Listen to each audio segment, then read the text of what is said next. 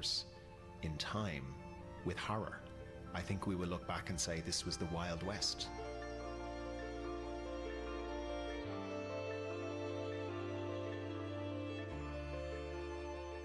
The digital age has ushered in a whole array of new challenges for adolescents and their parents that few could have foreseen. Governments are beginning to put protections for young people in place, but progress is slow compared with the lightning pace of technological change. All over the world, many parents feel alone, grappling with the choices they have to make for their children. But in this small town in Ireland, by coming together as a community, they seem to have found at least part of a solution. That's all from this edition of Assignment with me, Beth McLeod. To hear more from the series, go to bbcworldservice.com/assignment. That was Assignment from the BBC. I'm Saroja Coelho, and this is CBC Radio 1. Have a great day. Good morning, Manitoba. I'm Marcy Marcus, and this is Information Radio. You're live on CBC. 89.3 FM, 990 AM on the app and on YouTube. It is 3 degrees this morning in Winnipeg. Our high is going to be 6, and it's foggy. I noticed that right away when I was driving in. So thanks for being with us. We're on air with you until 8:37 this morning, and let's say good morning to the team. Corey Funk is here. Corey directs the show, and we'll cover the commute. Abby Adiyemi is here too. Abby is our technical producer and covers weather on air. And Kevin Nipatebo is here as well. Hello, Kev. Kev is the magic hand saying hello to you on YouTube. Kevin is our YouTube producer. It is now time to check in with Heather Welsh. She's here also with our news headlines. Good morning to you. Good morning.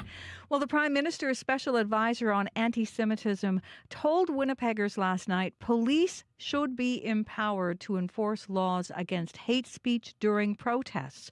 Montreal MP Anthony Housefather says people have every right to protest the actions of the Israeli government, but he says they shouldn't be allowed to target Jewish people with hateful chants and slogans. We're going to hear more what he had to say last night. The province and city of Brandon are launching a new immigration initiative. The Brandon Manitoba Provincial Nominee Program Immigration Initiative, that's a big name, aims to address a shortage of skilled workers in Brandon. That program will officially launch this afternoon. I'll be back with more Manitoba news at 6:30. All right. Thank you, Heather. You're welcome. I mentioned Winnipeg's forecast. Brandon, mainly cloudy, a high of 7, and up in Thompson today, increasing cloud as well, and a high of -3 degrees. On the commute, if you need us between now and the end of the show, 788-3093. I suspect fog could be a bit of an issue. We'll see how that develops. In the first hour of the program, here's an issue. Main Street Project is having problems with donations. They're hosting a gift drive. They want to make sure that community members will have a gift the morning of December 25th on Christmas. So we're going to hear more about what their needs are in community. Also, a new federal AI research institute is going to dive into areas like cybersecurity and collaborate with a global AI safety group. So what does that mean and how could it impact your life? It's day 2 on the show where we're talking about artificial intelligence. So that's in the first hour. And a little bit later in the program this morning, we're going to talk to a Winnipeg psychologist who says that Trump's re-election has been particularly difficult for his patients of color. So he is sharing some of the concerns that he has been hearing from folks. Today on Q. I'm Talia Schlanger sitting in for Tom Power. Men Have Called Her Crazy is the title of the new memoir by the artist Anna Marie Tendler. She talks about mental health, using photography as a means of survival, and why she didn't mention her public divorce from John Mulaney in the book. I've had a weird couple years. You've had a weird couple years. Q. This morning at 10:30 in Newfoundland, and on the CBC Listen app, or wherever you get your podcasts. This is World Report. Good morning. I'm Marcia Young. Donald Trump's election victory is looking even more decisive this morning. The Republican Party has maintained control of the House of Representatives. That means it has a trifecta of power south of the border. This is taking shape as we get a better picture of the second Trump administration and the key members being appointed by the president-elect. Freelance reporter Steve Futterman has more. It became official yesterday. Republicans are set to have an iron hand in Washington total control with the trifecta. Lance Trover is a GOP strategist. It's full steam ahead for the Trump agenda. I mean, I got to believe the folks at Mar-a-Lago are absolutely thrilled with this news. The official word came on the same day that Donald Trump went to the White House to have a formal meeting with Joe Biden. Politics is tough, and it's, in many cases, not a very nice world, but it is a nice world today, and I appreciate it very much. A transition that's so smooth, it'll be as smooth as it can get. It may have been smooth between Trump and Biden, but late in the day, Trump rocked the Capitol with news of his choice for Attorney General, controversial Republican Congressman Matt Gaetz, who has been under an ethics investigation in the House involving allegations of improper sexual conduct with a minor.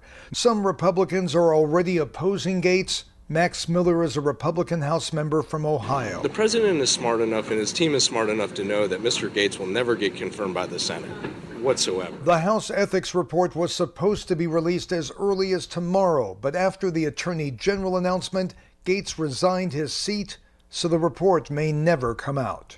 Steve Futterman for CBC News, Los Angeles. Donald Trump's impending presidency will loom large over the first two international meetings being held since the U.S. election. World leaders, including Prime Minister Justin Trudeau, are going to Peru. First, they will attend the Asia-Pacific Economic Cooperation Summit. Then they go to Brazil for the G20. Karina Roman has more. U.S. President-elect Donald Trump won't even be there, but he will impact the APEC and G20 summits.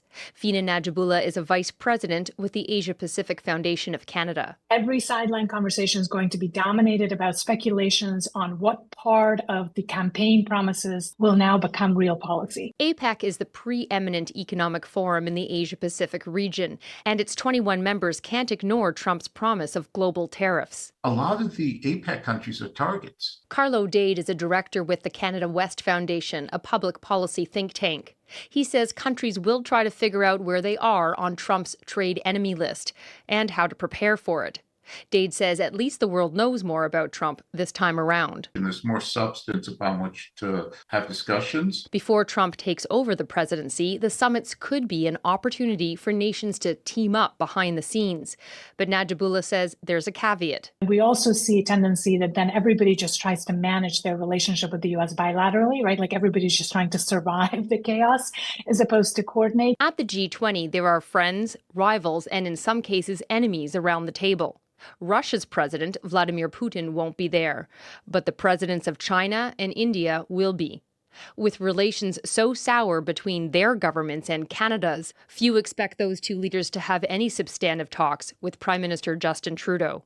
Karina Roman, CBC News, Ottawa. The G20 summit of the world's largest economies is often a flashpoint for demonstrators. And this morning, authorities in Rio de Janeiro are investigating an incident outside the Supreme Court. They say a man killed himself with a bomb after trying to enter the building. Officials say 2 explosions went off just as the court's judges ended their session. They were evacuated safely out of the courthouse. Investigators are now trying to determine whether the man was acting alone.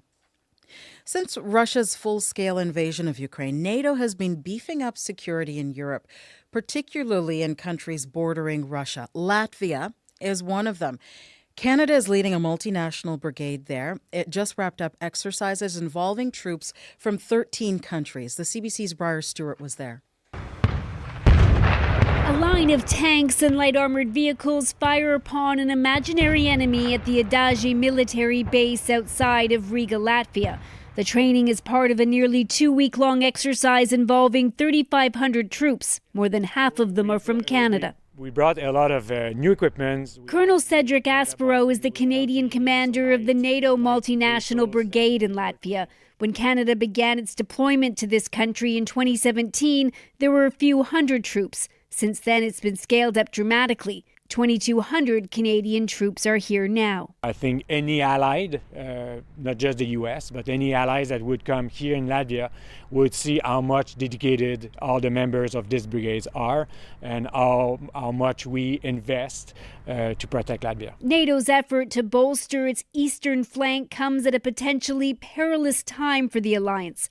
Donald Trump has been a vocal critic of NATO allies, which don't meet their required defense spending targets, 2% of their GDP. Canada spends under 1.4%. We need to make sure that we carry on with what has been done during this first rotation going forward. Captain Harrison Burrows is an operations officer taking part in the exercise. He says troops have chatted about what may come with Trump in office again, but it doesn't change their mission now. Canada has committed to the deployment in Latvia until at least 2026. Briar Stewart, CBC News, near Riga, Latvia.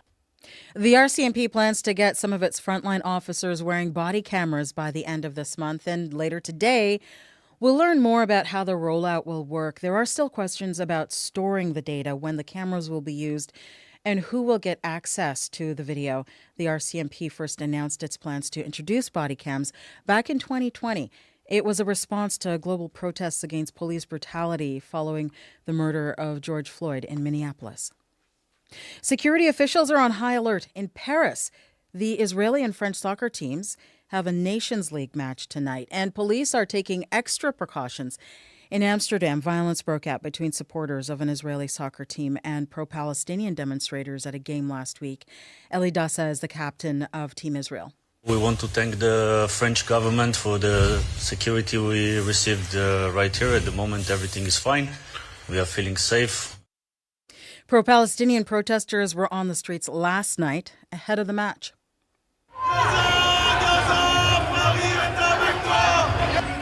They accuse Israel of committing crimes against humanity, and they say the country's teams should be excluded from sporting events. About 4,000 police officers will secure the Stade de France. Officials expect turnout to be low at just 1/4 of its capacity.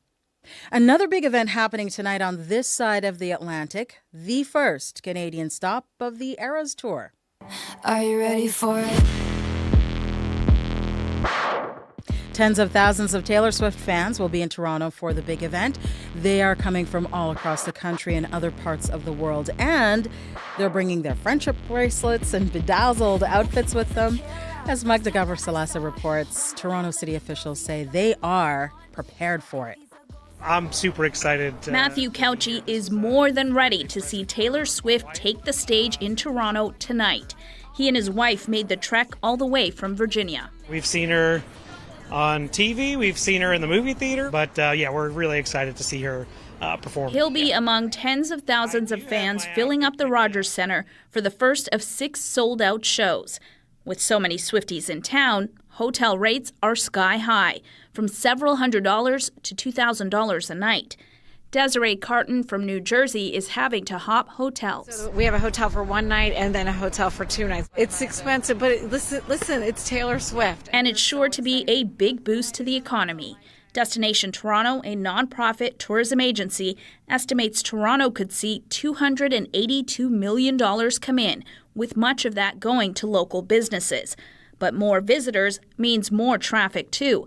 Hoping to avoid the expected jams, city officials are boosting transit services and imposing a red zone of street closures downtown, right around the Rogers Centre. Barbara Gray is with Toronto's Transportation Services. If you can, please take transit, walk or cycle to the shows or to any other events you are attending in the area. Wise words as the first wave of Taylor Swift fans take over the city for the next 10 days. Magda Gavrsalasa, CBC News, Toronto. I see how this is gonna go. Touch me and you'll never be alone. Island breeze and lights down low. No one has to know. That is World Report. I'm Marcia Young.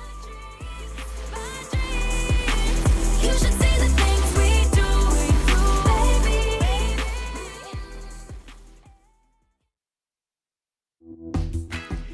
People are pretty excited about that one. We're going to talk to some Manitobans who are making the trip to see Taylor Swift. We're also this morning wondering how Bruce Springsteen was last night, folks. So give us a call. I'm Marcy Marcusa with our team at Information Radio. You're on CBC 89.3 FM, 990 AM on the app and YouTube. And kind of mild again this morning. Not quite as warm as we started yesterday. Abby's in with your forecast momentarily. It's foggy out there. This hour we're going to be talking about Main Street Project. They are thinking about the season of giving and they need some donations. They have a gift drive to try to make a Christmas morning special for everyone in community, so we're going to hear more about that.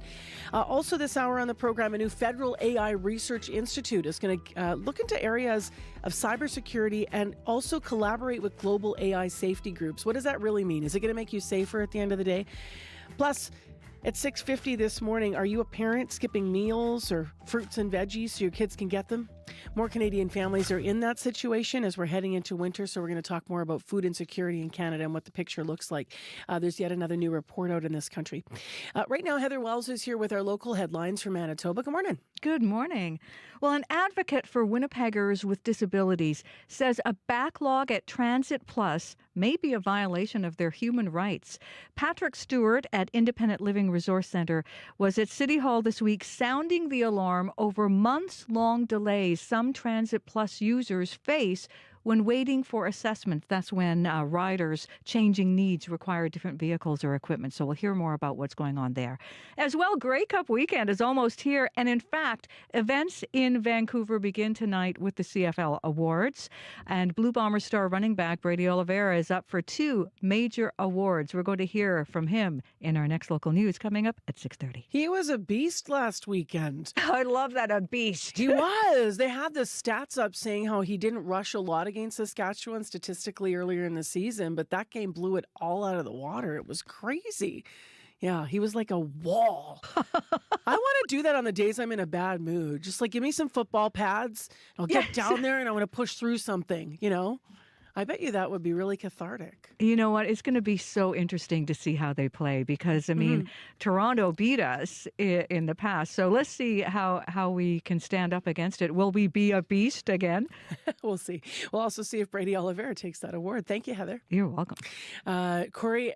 Corey Funk and Abby Adiyam, you guys look slightly scared when I was doing my football push. I have to say, actually, one of the first people I ever booked here at CBC was Brady Oliveira. Really? He was fresh out of UND. Yeah. And he came into studio, and he was an NFL prospect. He was hoping to get in. I didn't remember him going to UND at all. Yeah. So and he obviously didn't get into the NFL, but then he made it to the CFL. And it's cool to see the trajectory of him just being one of the top players in the league. Well, it's interesting too because of course we've got all that Oak Park High School cred, and he following in the footsteps of Andrew Harrison. Then and kind of when Harris left, it was sort of like, oh, who will fill his shoes? And then here came Brady with his own style, but yet, still pushing for the yards. Yeah, and I can tell you on camera, off camera, good guy all around. Yeah. From my chatting with him. Yeah. And I got to remember, is he the puppy guy? I always mix up my Bombers. He's also the guy dog on rescuer. Yeah. So if you haven't followed him on any of the socials, do that if you love dogs because your heart melted all those videos, right?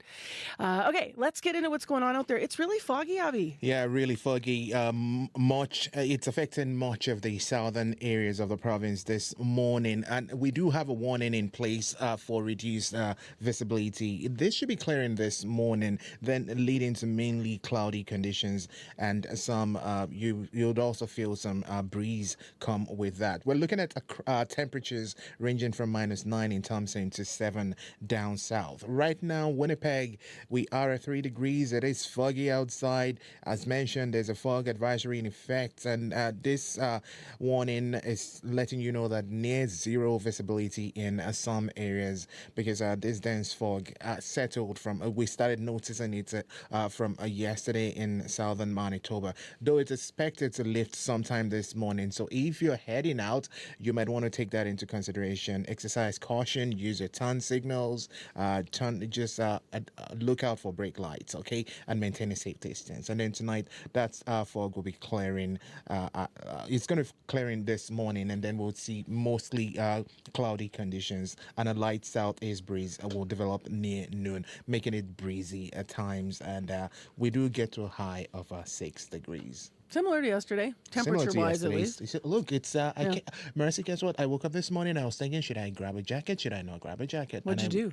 I just came with my t-shirt. Oh. I braved it, and I just did the t-shirt thing. No, I'm in full layer season. I've got it all. If you get cold later, I'm your girl. Okay. Corey, what do you know? A really quiet commute overall so far out there. A little wet, though, so just be careful, hydroplaning and whatnot. But if you see anything else going on out there, if you're walking, biking, driving, you see something, give me a call on the CBC commuter line. That number, 204-788-3093.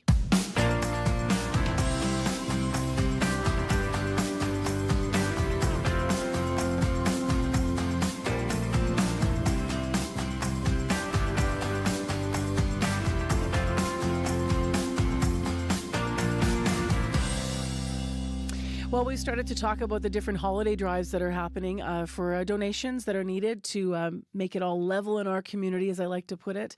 So Main Street Project has their 8th annual gift drive, and they're just kicking it off. And your generosity could really make a difference. The nonprofit organization is asking for your help. They aim to gather donated items to put together over 500 gift packages.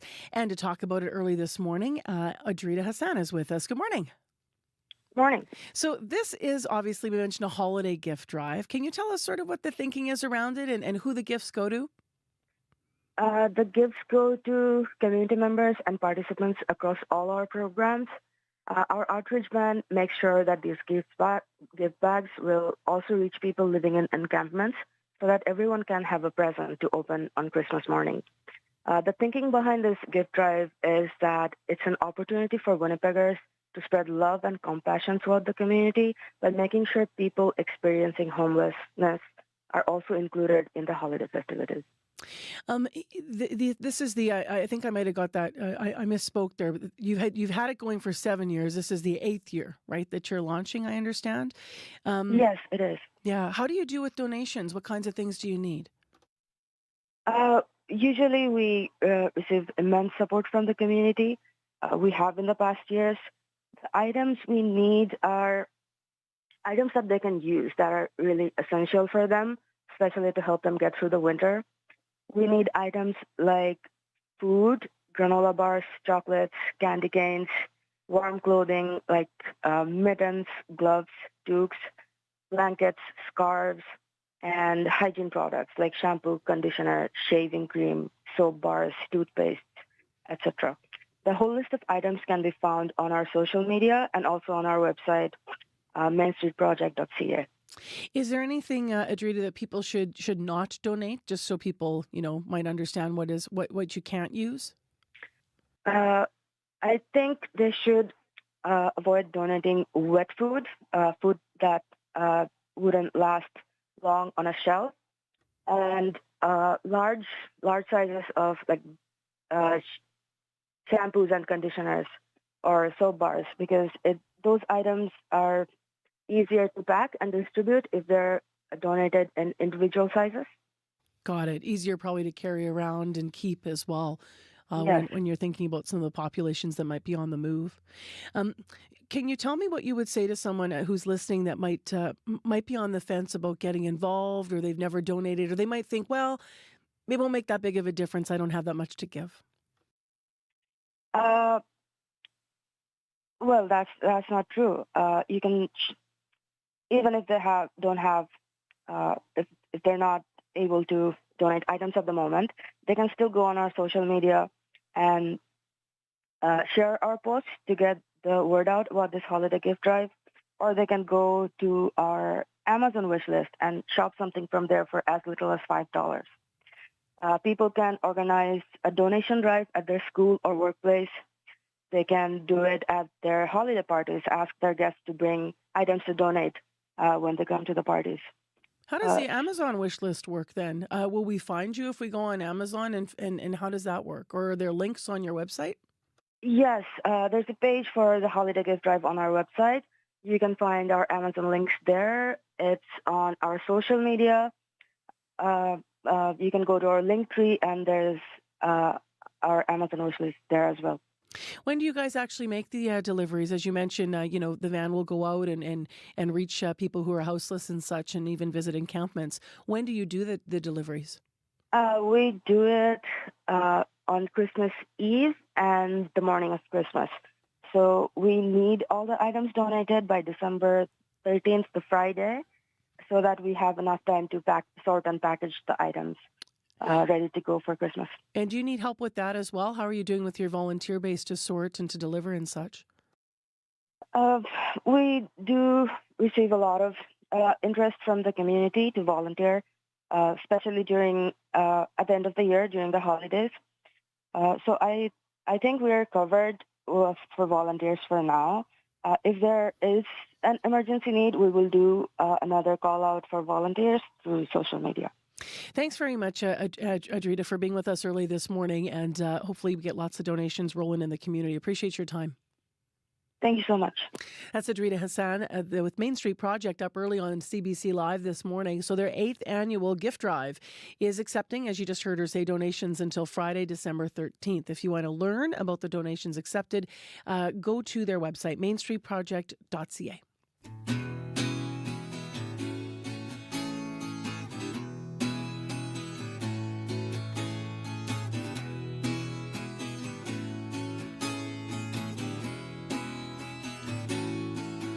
I got a new home, I gotta get mine. I've been killing so much time from the get-go. I got a new show, I gotta get on. I've been wasting so much time, don't you know?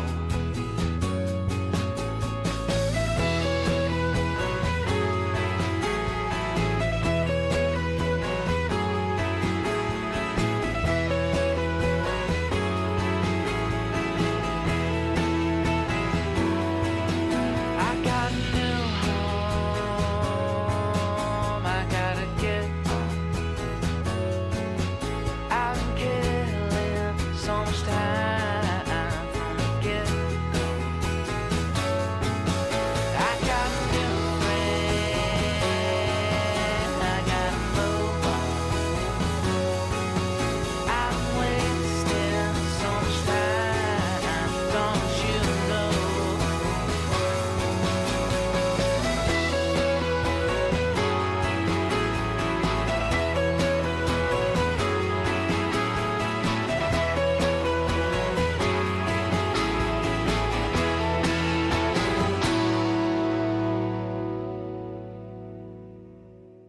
Time right now is 6:22 a.m. and we're listening there to His, who was fascinated by the technology of cassette tapes so much he accidentally destroyed one during one of his dad's favorite tapes, that is, trying to figure out how it worked. So his new EP is called Get Go, and that's what we were just listening to. 6:23 a.m. the time right now.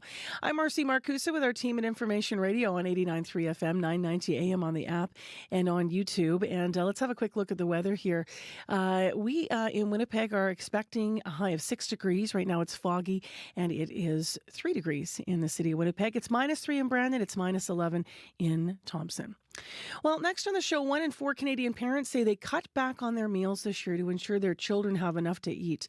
That's according to a recent annual report on poverty by the nonprofit Salvation Army. With grocery costs going up, providing nutritional foods for kids is affecting more people in this country as we head into the winter months. Zakia Tafari is the executive director of African Food Basket and with us now. Good morning. Good morning. Thanks for having me. Thank you so much for being with us. So we just heard that stat from the Salvation Army, but can you paint a picture of us, for food insecurity that is happening in this country? Food insecurity is worrying about running out of food, having limited options, compromising on quality, and in severe circumstances, it's missing meals or going days without food.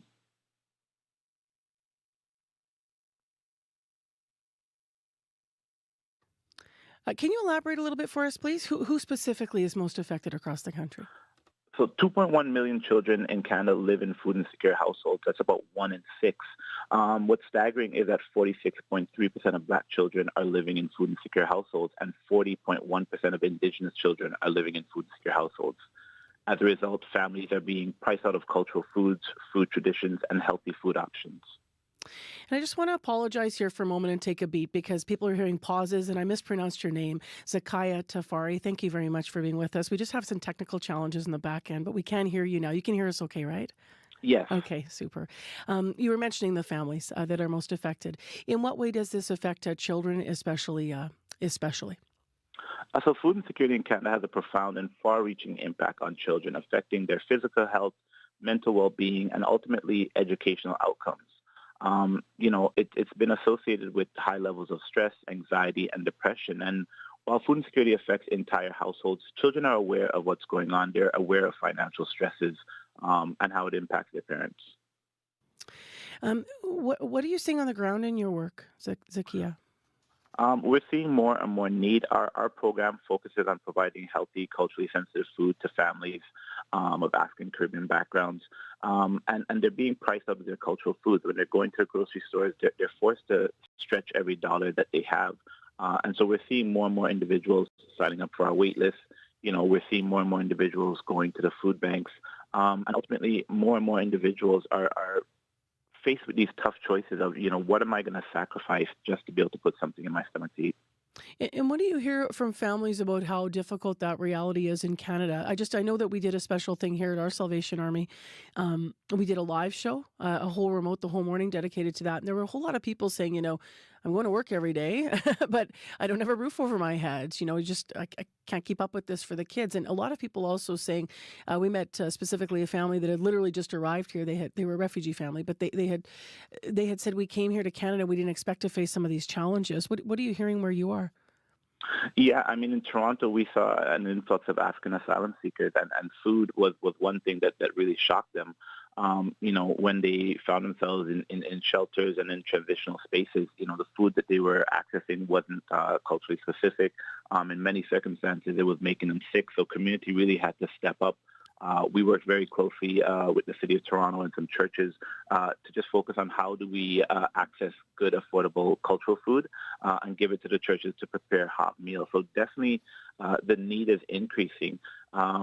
Ultimately, we want to see policies that put food first and put affordable housing as high priorities, because individuals are spending the majority of their paychecks just putting a roof over their head. Those who are getting assistance, the money that they're supposed to be spending on food has to go towards contributing to the cost of rent. I don't know about you, but I feel like we talk about solutions a lot in this country, but nothing is sticking. Where have you seen hope with either policies or strategies that you feel are effective, or what are you calling for? We are thankful that the federal government announced a $1 billion fund over 5 years to establish a national school food program. In the Prime Minister's statement, he did mention that this is supposed to provide peace of mind and healthy food to children, but it is a program that's taking time to get out the door. In the meantime, we need to see more supports. One thing our organization and folks that I've been speaking with this week have been talking about is establishing food hubs, central spaces where individuals can come together and do this work, provide food access with dignity, and also be able to layer that food access with food literacy. It's not just about having access to food, but having access to healthy food and understanding how food overall impacts your health and wellness. That solution that you're talking about, or not solution, but earlier you're referring to some of the things that are happening in Toronto around helping families, access culturally appropriate food, culturally specific food. Do you hear from clients what kind of a difference that makes in their life when that happens? It makes a huge difference. We look at affordability, and our organization, we primarily focus on the African Caribbean Black community. And when we hear about food prices going up, we often don't hear much about cultural foods and how that's impacting. A simple thing like green plantain, which is a staple across, many cultures, used to be, 69 cents a pound. Now it's upwards of $1.99 a pound. So when people are trying to make those meals that remind them of home, remind them of good times, they're often being priced out of it. Children are not able to try some of their cultural foods. One example I give is the cost of mango. A good mango can cost up to $5. So families who are struggling might not be able to spend that to have their children taste something that they had in their childhood. We're going to have to go shopping here in Winnipeg. We have large African communities here in our province and growing. So I'm really curious to price check. Thank you very much for your perspective from Toronto this morning. Thank you for being with us. Thank you so much. That is Zakia Tafari, Executive Director of African Food Basket. I keep saying Toronto because we're referring to stats out of Toronto, but we reached him this morning in Montreal. I also want to mention something happening in our community this morning when it comes to housing. There's a big event going on. The State of Housing in Winnipeg and Manitoba is a breakfast happening this morning. And Mayor Scott Gillingham and Premier Wab Kinew are both involved in this locally at the Victoria Inn. So we'll have to see what comes out of that. I know we have a reporter assigned that will be there. I'm Marcy Marcusa. You're with CBC, and your CBC Winnipeg News is next. This is CBC News. Good morning. I'm Heather Wells in Winnipeg at 6:30. A little bit of fog out there again this morning. That fog is going to clear later this morning, then mostly cloudy for the rest of the day. Still warmer than seasonal. Our high today is 6. An advocate for Winnipeggers with disabilities says a backlog at Transit Plus may be a violation of their human rights. Patrick Stewart works with Independent Living Resource Centre. He was at City Hall sounding the alarm over the months-long delays some Transit Plus users have faced when waiting for assessments. That's when riders changing needs require different vehicles or equipment. And he says one rider's case in particular shows how serious these delays can be. And they had gone as far as to have a letter from their physician detailing why this was necessary, that there needed to be a medical exemption for this particular piece of equipment, and they weren't able to get anywhere with that.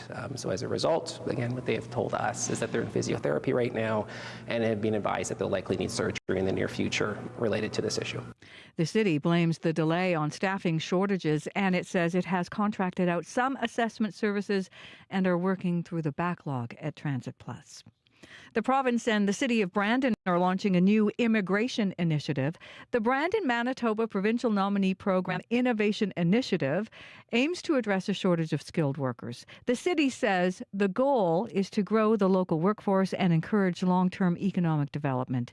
Katrina Kasula is the Brandon Local Immigration Partnership Coordinator with the Brandon Neighbourhood Renewal Corporation. She says newcomers can help grow industries. We can say that it is a world-class in whatever industry they choose to be a part of or they start a career. They will bring in that world class and therefore answering that workforce need that we need to answer in our community. A joint announcement between the City of Brandon and the province officially launches the program this afternoon. The Prime Minister's special advisor on anti-Semitism told Winnipeggers last night he has no problem with people protesting against the state of Israel. Montreal MP Anthony Housefather came to speak at Etzheim congregation on Wilkes. He says there are ways for people to protest the actions of the Israeli government without targeting Jewish people and shouting slogans they find hateful. If you have a bone to pick with the state of Israel, go in front of the Israeli consulate. Go in front of a government building. But don't go to the Jewish community school or the Jewish community center and make your chants, because then you're really targeting Jewish Canadians who have nothing whatsoever to do with the decisions made by the state of Israel. Housefather says he would like to see the leaders do more to empower police to enforce laws against hate speech during protests. The final outstanding U.S. election results are now in, and with Republican victories declared last night in Arizona and California, Donald Trump will be returning to the White House with the Republican Party in control of both the House and the Senate. It means the Democrats will, in most cases, be unable to stand in the way of Trump fulfilling his election promises. Among those promises, carrying out the country's largest ever mass deportation. Back in this country, voters in Regina have elected Chad Bushinsky as that city's next mayor, beating the incumbent mayor, Sandra Masters, last night. Regina has spoken loud and clear. They want change. They wanted to see a different outlook, a different approach. So that's what I'm excited for. I'm excited that we're going to have some different perspectives, and that's a good thing. Meanwhile, Cynthia Block won the mayor's job in Saskatoon, the first woman ever elected mayor in that city. I am honored. I think representation matters. I want every woman and girl to know that they can lead. And that means in all leadership roles and in all houses of leadership. The winds of change were strong in Saskatchewan. Incumbent mayors lost in Prince Albert, Moose Jaw, and Weyburn. You can hear more national and international news coming up on World Report at 7. Well, Grey Cup weekend is almost here. Events already begin tonight with the CFL Awards. Blue Bombers star running back Brady Oliveira is up for 2 major awards, Most Outstanding Player and Most Outstanding Canadian. But the born and raised Winnipegger has his eyes set on a bigger trophy, the 3rd Grey Cup title in 5 seasons. Oliveira says the best thing about Grey Cup week is getting to spend more time with teammates. You create such a close bond with this group every single year. Then you have to understand that, next year is going to be a new team, right? So this gives us another full week to be with each other. The Bombers face Toronto in Sunday's 111th Grey Cup game in Vancouver. You can find more Manitoba news at cbc.ca/Manitoba. I'm having the annual debate now internally, Heather Wells. Annual debate, what to serve at your Grey Cup party? No, do I have one or not? Like, we never have a big party, but sometimes we'll invite some folks to watch it, just like, maybe a couple. But I don't know. I like watching myself too. Like, I kind of like to get into the game and scream if I want to. Yeah, do you can whatever, just really let it all out. Yeah. Are you having a party? Are you gathering the We're folks all to getting watch it? together, all our family, and we're having a chili off. Oh, that's fun. A chili off. Yeah. So will the vegan chili beat the meat chili? I don't know. Will the Bombers beat the Argos? I think so.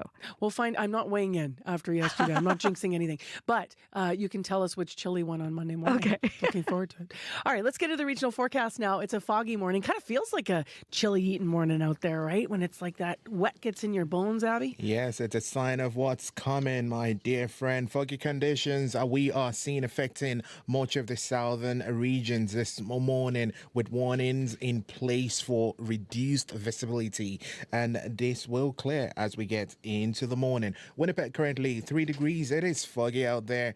A fog advisory in effect also for Winnipeg. We're seeing and feeling near zero visibilities in some areas, though this will clear late in the morning, leading to mostly cloudy conditions and light southeast breeze. So if you're on the road, you need to take it easy. Look out for vehicles that might just hit their brakes, and also deer. Oh dear, look out for the deers. We're heading to a high of 6 today. Brandon -3, mostly cloudy skies. We also have fog patches spotted there that should clear this morning. Then it will be breezy by midday. Brandon will get to a high of 7. In Thompson, we're looking at clear skies. The temperature currently sitting at -9. It will be cloudy by the afternoon. Then light winds will make it feel like -15 for folks up there. The high for today, you'd only get to a high of -3, with snow beginning overnight for folks in Thompson. So it is coming. Further north, we are at -6 in Churchill, with light snow being spotted at this time. For today, just expect more like cloudy conditions with light winds, and then the temperature say it's going to be staying around -7. Dauphin -2, aiming for a high of 8. Gimli is at 3 degrees. Foggy conditions you're aiming for a high of 6. Steinbach at 4 degrees. It is foggy out there. You're aiming for a high of 7. And in Morris, it is 3 degrees. Foggy conditions you're seeing. This will clear by the morning period, followed by mostly cloudy skies, and you'd get to a high of 7. Remember last week, Abby, when it was so foggy here? Corey and I were actually down south, and then we waited a little bit before we drove back to Canada because of it. Mm-hmm. It was so interesting. We were almost following the fog as we were driving, and kind of trying to make sure that we didn't catch up to it, so we would be driving through poor conditions. You're like the sailor, just seeing the fog ahead going, Totally. We just have to take our time and sail slowly. Totally. That's what it felt like, on the I-29 and then on the 75. So fog is the issue. Now, that's not just in weather. Of course, it could be affecting your drive as well. So if it is, call us on that traffic line, 788-3093. And also a reminder, as we've been mentioning to you here, that Portage Avenue east of Main Street, just that stretch that goes from Main Street to the Forks, is shut down this week as they continue to do some work around the barricade issues at Portage and Main. And also getting ready for that Santa Parade. Well, let's talk to Crystalie Ramlakan, who's here now via Zoom with our business news this morning. Hello. Hi, good morning, Marcy. So yesterday we were talking about the federal government intervening now with binding arbitration at the ports, the work stoppages in Montreal and BC.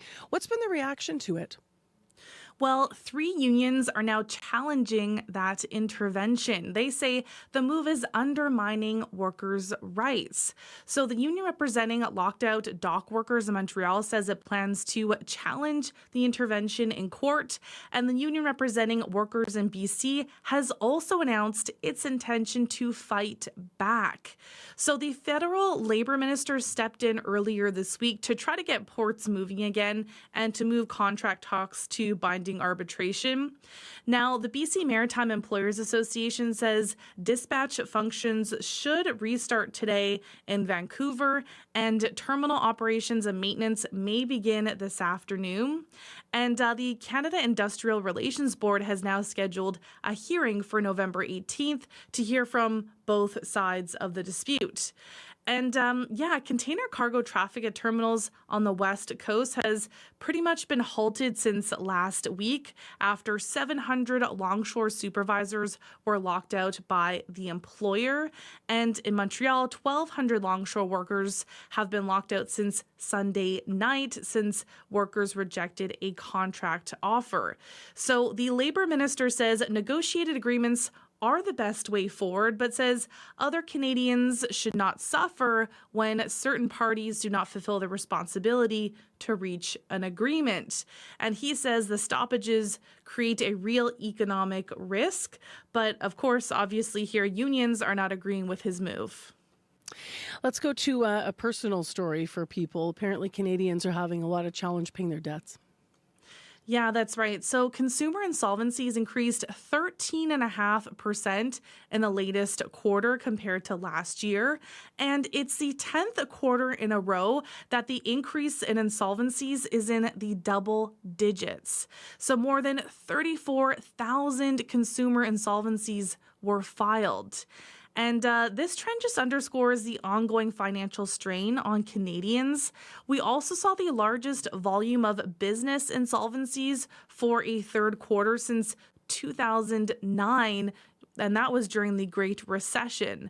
So filings increased 16% compared to last year.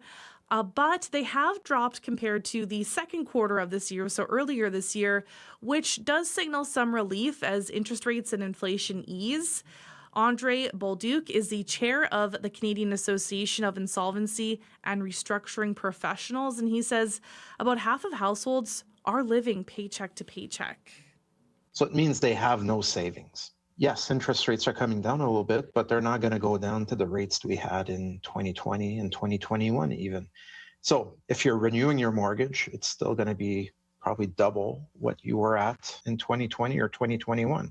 So that means higher payments every month. And if you're already living paycheck to paycheck, those few $100 or $300, $400, $500, they add up over time. And if you don't adjust your spending, or you cannot adjust your spending, it means you rely on credit. And the association says while inflation is easing, well, that just means that prices are not going up as quickly as they were before, but they are still going up. And everyday essentials like groceries still cost more than they did in the past, leaving many Canadian households grappling to manage their budgets. I think a lot of people are going to be relating to that this morning. Let's end with something a bit brighter. A hockey video game is seeing women enter the arena. Yeah, that's right. So Electronic Arts, EA, has incorporated the Professional Women's Hockey League into its NHL 25 video game. The 6 teams starting their second seasons on November 30th will be represented in the updated game scheduled for release on December 5th. And the league and video game company have entered a multi-year partnership, and gamers will be able to create their own virtual PWHL player. So the league says that the partnership opens new doors to elevate women's hockey across all levels. So NHL 22 actually featured women's teams for the very first time, and that was through an agreement with the International Ice Hockey Federation. But yeah, exciting news. I certainly remember playing the NHL game growing up, so it would have been cool to see women represented, and it's great that that's happening now. Right. All right, let's go into the markets. What are we seeing there? So in Europe, stocks are lower, with global markets assessing the latest U.S. inflation data. Right now, though, Germany, the UK, and France are all still up. In Asia, markets are mostly falling. Japan, Shanghai, and Hong Kong are all down. Oil is up at 20 cents to 68.63 U.S. per barrel. Gold is down at $1,760 to $2,554.70 U.S. per ounce. And the dollar is down 0.07 of a cent to 71.4 cents U.S. All right, Chris Lee Ramlicam, we'll talk to you tomorrow. Okay, thanks, Marcy. That's Business News on CBC.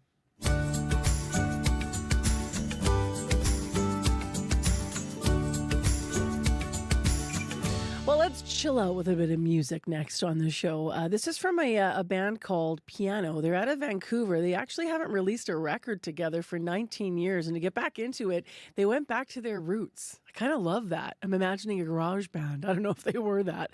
But they were in a Vancouver suburb where two of the band members went to high school. This is Piano with a bit of Coquitlam. Doing the things that I might have done so mindlessly when I was young, watching the bottom fall out over and over, over and out now.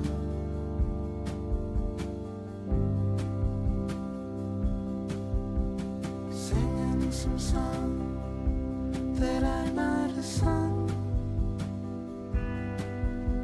without really knowing what's going on. Is it time that's blotted out so much, or is it me?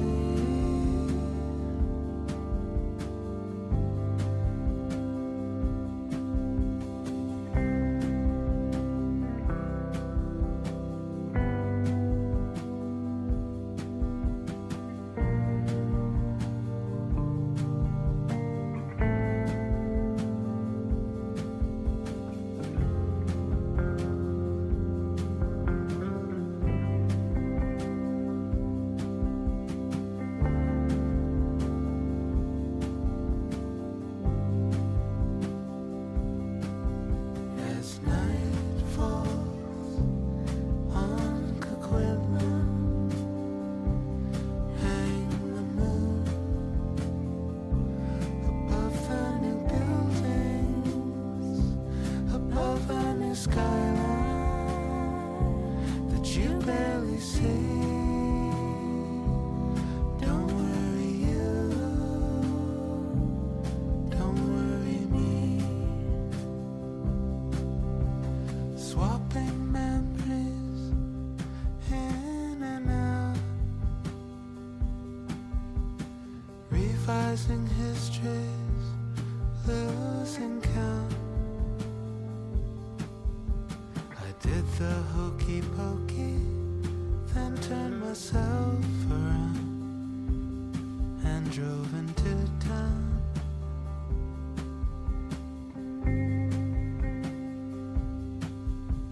I've been to your place, and you've been to mine.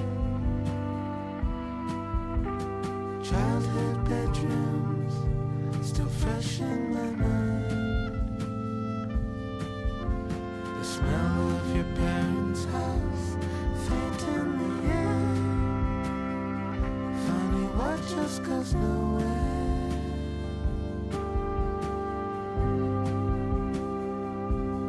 What goes nowhere in a pool of convenience store light. Oh, party me, walking down Foster, the sidewalks covered in copper cedar twigs. The hot summer now is nothing.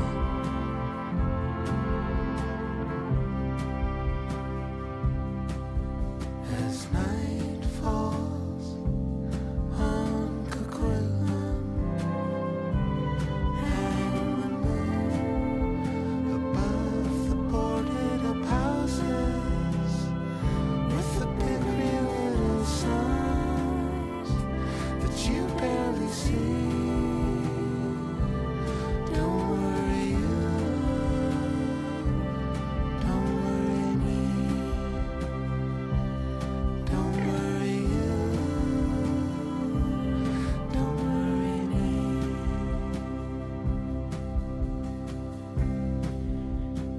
Listening to a group called Piano out of Vancouver, and their new album, the first in 19 years, is called Ba Ba Ba. This tune's called A Bit of Coquitlam. They got back together and went to a suburb where they first started making music together to come back together and do it again. It's 11 minutes to 7 o'clock on 89.3 FM, 990 AM on the app and YouTube. I'm Marcy Marcusa. This is CBC. Here with Abby Adeyemi behind the controls of the show this morning, covering weather and traffic, as well as Kevin Nipatebu, who's in this morning on our YouTube channel. It's foggy out there, by the way. Just want to mention there's a fog advisory, mostly for the southwest, but in Winnipeg, you're seeing the fog as well. A high of 6 degrees today. Right now, your current temperature is 3 degrees on your Thursday morning. And you might want to layer up, though we're going to stay, as I mentioned, we're going to stay around 6 for the day. We'll have a mainly cloudy day ahead, though. So a little bit wet kind of can get in your bones, that kind of weather once again in the city. Well, next on the show, in response to the rapid growth of AI, Ottawa has now opened the Artificial Intelligence Safety Institute in Montreal. Now, it's a big name, but the goal is to explore AI risks and ensure the technology is safe for you, for the public. The Institute's going to focus on key areas like cybersecurity and collaborate with the global AI safety organizations. And Shruti Shekhar is here to talk about it, editor-in-chief for Android Central. Good morning. Good morning, Marcy. Morning. How significant is the creation of this institute? Oh, it's incredibly significant, especially if I'm not mistaken. This would be one of the first countries, Canada would be one of the first countries to actually launch an institute like this.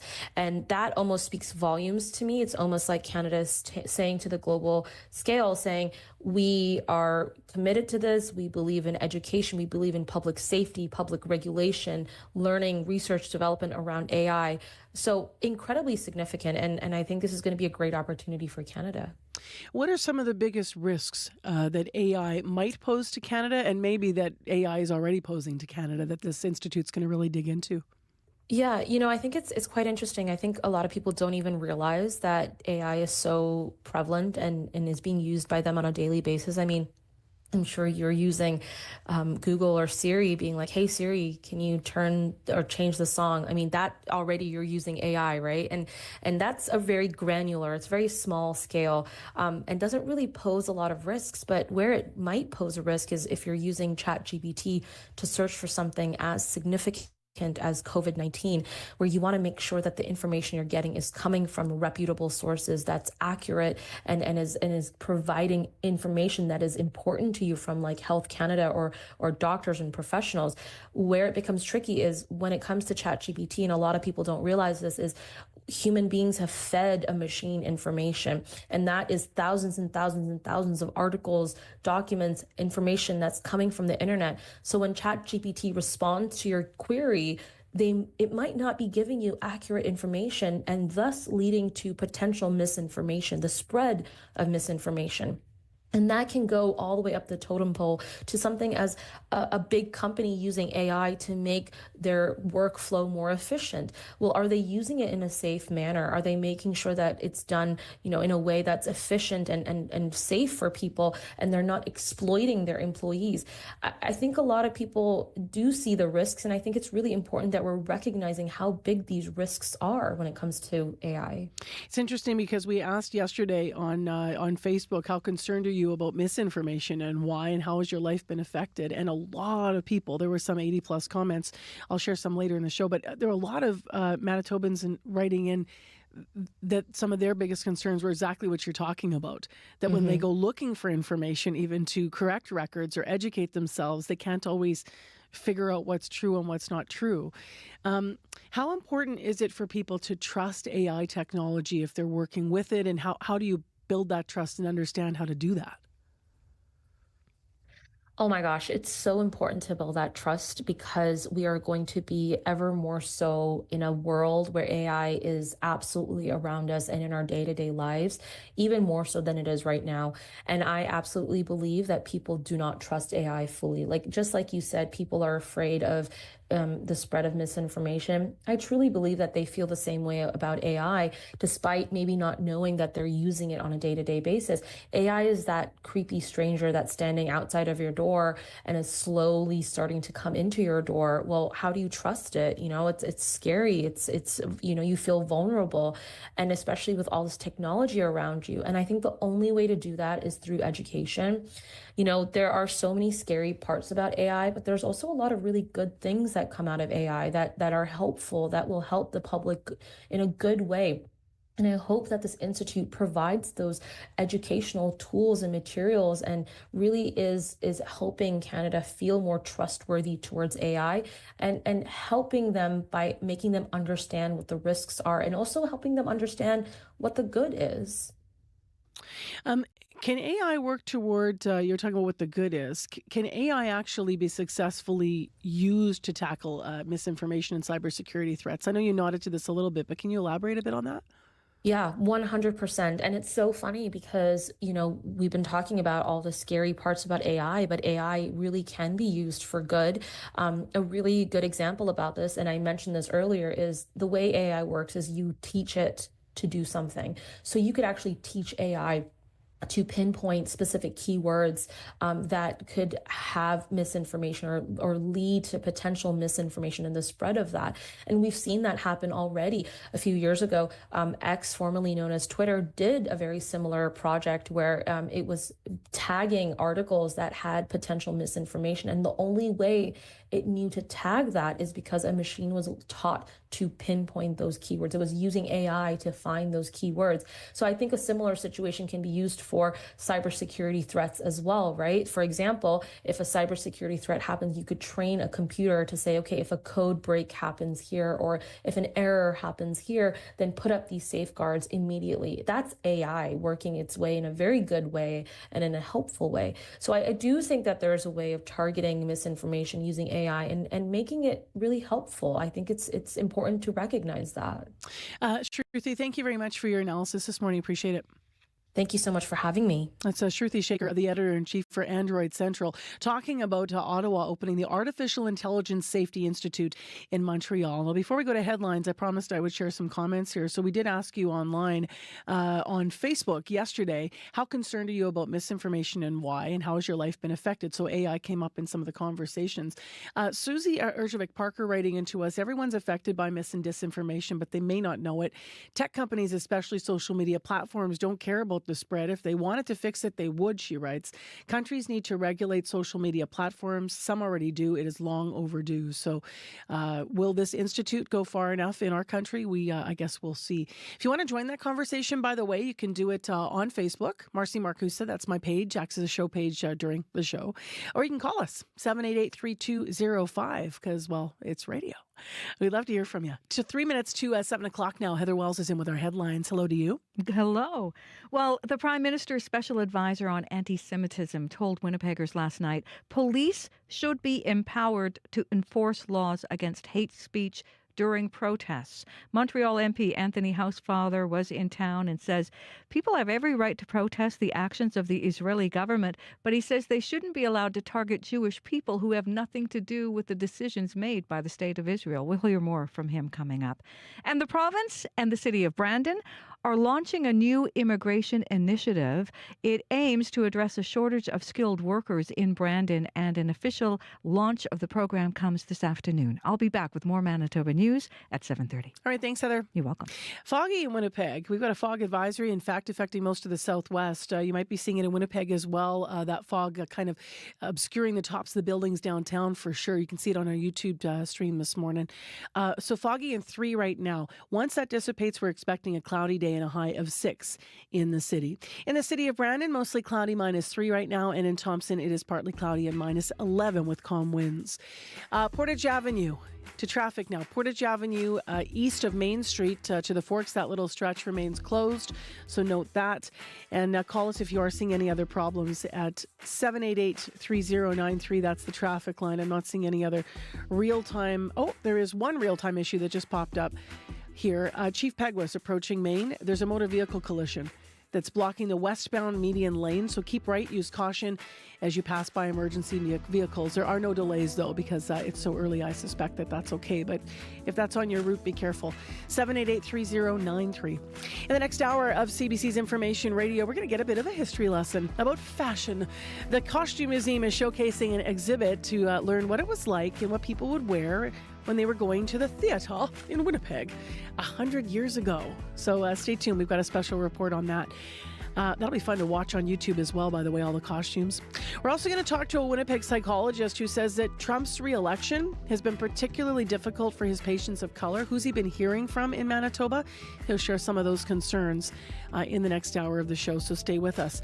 And we're getting into the conversation about street safety ahead of the mayoral interview that we have in the show tomorrow. Today on The Current. And we remain united by a common belief that First Nations families should be empowered to look after their own children. It was years in the making, but last month First Nations leaders rejected a $48 billion deal with the federal government to fix child and family services. How to make a new deal transparent and equitable, coming up on The Current. The Current with Matt Galloway. This morning at 8:37, 9:07 in Newfoundland, and on the CBC Listen app. This is World Report. Good morning. I'm Marcia Young. Mixed reaction coming from Washington this morning to Donald Trump's latest appointment. He selected Matt Gaetz, a now former member of the House of Representatives, for Attorney General. Jared Polis is the Democratic governor of Colorado. I knew Matt Gaetz in Congress. I liked the guy personally, got along with him, but what a bizarre pick. Gaetz is a controversial figure for both the Democratic Party and Republicans. He's shown loyalty to Trump, and the president-elect's administration is now looking even stronger today. The latest election results have the Republicans maintaining control of the House. Steve Futterman has more. It became official yesterday. Republicans are set to have an iron hand in Washington. Total control with the trifecta. Lance Trover is a GOP strategist. It's full steam ahead for the Trump agenda. I mean, I got to believe the folks at Mar-a-Lago are absolutely thrilled with this news. The official word came on the same day that Donald Trump went to the White House to have a formal meeting with Joe Biden. Politics is tough, and it's, in many cases, not a very nice world, but it is a nice world today, and I appreciate it very much. A transition that's so smooth, it'll be as smooth as it can get. It may have been smooth between Trump and Biden, but late in the day, Trump rocked the Capitol with news of his choice for Attorney General, controversial Republican Congressman Matt Gaetz, who has been under an ethics investigation in the House involving allegations of improper sexual conduct with a minor. Some Republicans are already opposing Gaetz. Max Miller is a Republican House member from Ohio. The president is smart enough and his team is smart enough to know that Mr. Gaetz will never get confirmed by the Senate whatsoever. The House ethics report was supposed to be released as early as tomorrow, but after the Attorney General announcement, Gaetz resigned his seat, so the report may never come out. Steve Futterman for CBC News, Los Angeles. Donald Trump is still a few months away from taking control, but he is already dropping indications of what to expect. Among them, major tariffs on goods entering that country. As Paula DeHatchek reports, that has many businesses worried on this side of the border. Obviously, to a very high degree, we're concerned about what's to come. Keenan Loomis, president of the Canadian Institute of Steel Construction, says his industry clearly remembers 2018 when then-President Trump imposed 25% tariffs on Canadian steel, forcing this country to retaliate. It interrupted the tranquility that we had in trade between our two countries. U.S. trade lawyer Leah Scarpelli, speaking to CBC News at a steel industry conference in Calgary, says while tariffs remain a concern, this time around, Canada isn't the main target. I think the risk for Canada is that you just get swept in with tariffs on everywhere, but the focus certainly is China. On that front, Canada and the U.S. are currently aligned. In October, Canada imposed a 25% tariff on steel and aluminum from China, following the lead of the U.S. Former U.S. Congressman Phil English. I think it's a good starting place. The fact that Canada is pursuing many of the same policies as the United States on the global scale is very, very important. Still, English says Trump has floated the idea of imposing a universal 10% tariff on goods entering the U.S. He says now is the time for Canada to advocate for free trade before campaign promises turn into policy. Paula Duhacek, CBC News, Calgary. Experts speaking at the COP29 climate conference are talking money today. They say developing countries outside China need at least $1 trillion a year by the end of the decade. That would help them move towards greener energy sources and protect against extreme weather. Simon Steele is the UN climate chief. Let's not lose sight of what's really at stake. Cleaner air across the world's megacities. Commuters no longer choking as they make their way to work. Households who can sleep soundly, knowing a flood or storm will not wash away everything they hold dear. Money is a central focus at the summit happening now in Azerbaijan. Its success will in part be judged on whether the countries can agree on how much richer nations should pay to help developing countries finance climate action. Police in South Africa have sealed thousands of miners into a closed gold mine, and the government says it will not send help. It is part of a crackdown on illegal operations in Stilfontein, southwest of Johannesburg. Police have closed off the mine shaft. About 4,000 people are underground, and they're running out of food and water. Police plan to force the miners to come to the surface where they'll be arrested. Police in Paris are preparing for a high-risk soccer match. Israel and France play each other tonight, and police are trying to prevent a repeat of the violence last week in Amsterdam. There were clashes between Israeli soccer fans and pro-Palestinian demonstrators. French President Emmanuel Macron will attend tonight's match. He says it's a show of solidarity against anti-Semitism. As Crystal Gomansing reports, there have already been some protests. Demonstrators chanted and held "Stop the Genocide" signs Wednesday night, saying Israel should not be allowed to participate in sporting events while at war in Gaza. They also waved Palestinian flags, a flag that will not be allowed inside the Stade de France tonight. Only those of the two nations on the pitch will be permitted. We've made sure to prepare for this match as normally as possible, says French coach Didier Deschamps. He says no one can be immune to the context, which is heavy. In an effort to prevent the violence that occurred in Amsterdam last week, some 4,000 police officers have been assigned to secure the event. Everything is fine. First of all, we want to thank the French government for the security we received right here. At the moment, everything is fine. The captain of the Israeli team says so far he feels safe. But at last week's Amsterdam match, 5 fans were hospitalized and about 30 others were injured in post-game assaults. Israeli government leaders told fans not to attend for their own safety. Ben Shimon is Israel's coach. I hope as much as we can. And I hope also so that people from the Israeli community around here will come to see our national game. Stade de France can hold about 80,000 spectators, but only 20,000 are expected to attend. Crystal Gomansing, CBC News, London. The G7 Summit on Tourism is taking place this week in Florence. The Italian Renaissance city draws millions of visitors every year. That number reached a record this year as leaders are discussing a new strategy for dealing with the influx of tourists. Many locals say enough is enough. Megan Williams has more. A dozen or so Florentines with red X's painted across their face hold up a banner saying Florence is dying from unregulated tourism and financial speculation. The protest was one of several this week that take aim at key boxes. The small boxes with a digital pad are attached to buildings to allow short-term renters access to keys and have become a flashpoint in the debate over tourism. The protests come as G7 leaders gathered in Florence to share strategies to increase tourism. Questa città non può reggere questo flusso di turisti. This city cannot cope with this onslaught of tourists, says Massimo Torelli of the Save Florence group, saying international hedge funds have scooped up Florence apartments, hiking up rents for tourists and pushing out locals from the center. While Italy's tourist minister Daniele Santanchè calls over-tourism a non-problem, Florence Mayor Sara Funaro has responded with a 10-point plan, including a ban on key boxes in the historic center. Abbiamo deciso di vietare le key box nell'area del centro storico. But protesters want key boxes throughout the whole city removed before the month's end. And they're demanding a comprehensive plan to help locals remain in the center. Megan Williams, CBC News, Rome. Taylor Swift arrives in Toronto tonight, and the city is getting ready for an Eras Tour extravaganza. They hustled, put in the work. They wouldn't shake their heads and question how much of this I deserve. What I was wearing.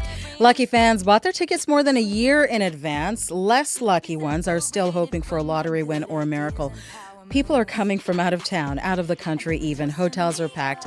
And in the frenzy of bedazzled boots and beaded bracelets, Toronto officials will be trying to control the crowds. They say they have taken steps to make sure the next few nights of concerts go off without a hitch.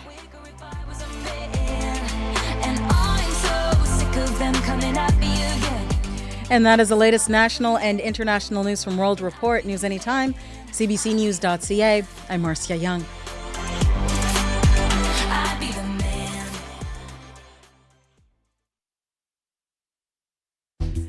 Well, a foggy start to the morning, and not just if you're getting up after the Springsteen concert last night. Thanks for joining us, everyone. We're live in downtown Winnipeg on 89.3 FM. I'm Marcy Marcusa. This is CBC, and thanks for joining us. Fog is a real deal this morning. Abby's in a second to tell us more about that. Also, this hour on the program, we're going to be talking about something that might be affecting you. Let's do a little check-in.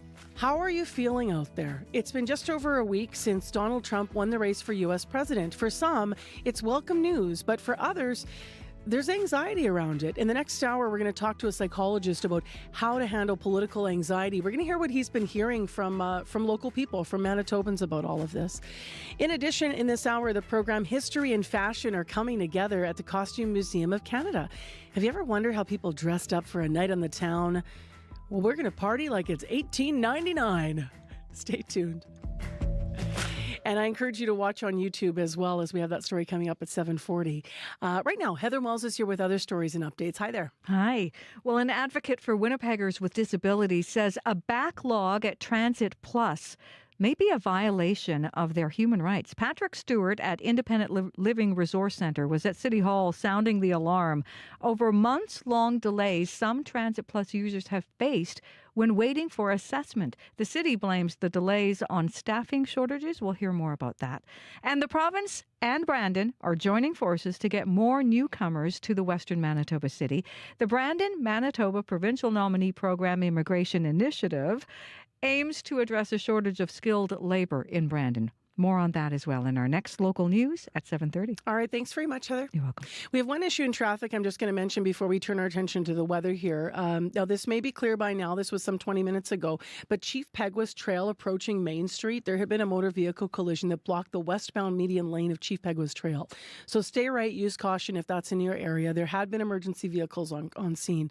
And let us know if it's cleared. Our commuter line is 788-3093. And also let us know if the fog is affecting you in any way. 788-3093. Abby's here to talk about how widespread it is. Hi there. Hi. I guess that fog is something you should take into consideration as you start your day if you're going to be driving outside the city and into the city. Also, looking at the radar, I see it's covered. So you might, we're dealing with this in the southern region of the province.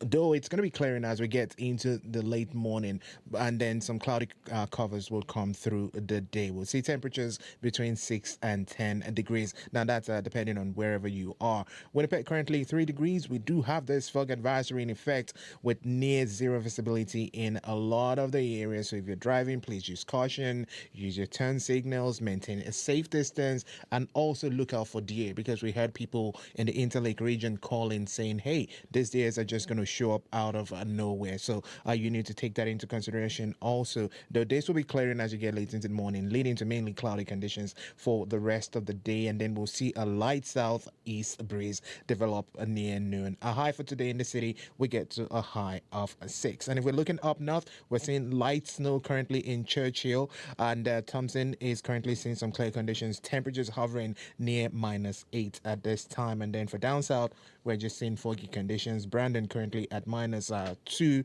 0 in Dauphin, and then Gimli, Steinbach, Morris all hovering near 4 degrees.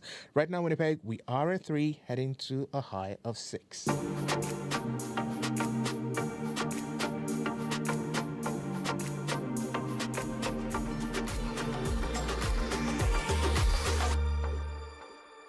Well, I was looking at some of the words that you shared actually last week when we were on the road in Fargo and we were covering the U.S. election. And we simply asked on Facebook how you're thinking and making sense of the results.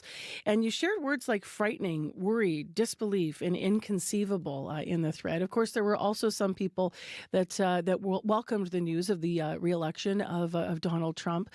But we wanted to dig into some of that anxiety around it. If you brought up the American election at your last session of therapy, you are not alone. As he prepares to move back into the White House, President-elect Donald Trump has been mapping out what his next presidency will look like. And in the last few days, he's been making some choices that have also been causing some people stress, including Republicans down south. While some excitedly, as I mentioned, await his return, others are anxious, including here in Winnipeg. So Dr. Raymond Abdurrahman is our next guest, clinical psychologist in the city. He says that Trump's re-election has been hard on many of his patients, especially, he says, those that are people of color. So he is here to share more. Good morning. Good morning. So let's start there. What are the biggest concerns you've been hearing from locals, local patients here about the results last week? Well, I certainly think Trump's election has caused a fair amount of anxiety and stress in a general population. I would say, though, the past year has caused a lot of stress and anxiety in people of color, particularly Arabs, Muslims, and Palestinians over the past year. And so I think politics are very interesting because, sometimes we don't pay them much heed, but those of us whose identities and safety and well-being are particularly tied to our political leaders and the decisions that they make and the words that they use, politics will certainly impact us a fair deal more because it impacts our lives. There could be levels of reason for reasons for the anxieties. Mm-hmm. So can you elaborate on specifically? They could be around traveling to the United States. They could be around the impact of the United States attitudes creeping north, or strengthening some of the negative attitudes here, or racist attitudes here, frankly. But it also could be around just a simple, not simple, but a sadness about all of this. What is? Can you elaborate without giving too much information, but about what those anxieties are about here for people? Well, I would say the anxieties are generally about a worsening of the state of affairs of our society and our societal values. I think people are very concerned, and I think Trump's election, for many people, was the sign that things were really bad. But what I do say is that actually the sign of things being really bad have been that way for many people of color for at least the past year. And I think what's happening, in the political state of the world is that the broader population is actually seeing how bad it is and what those experiences were like for many people of color. I think politics gives permission. I think who we elect, and there are people who will say it doesn't matter who won, things are bad irregardless. But politics gives permission to certain beliefs.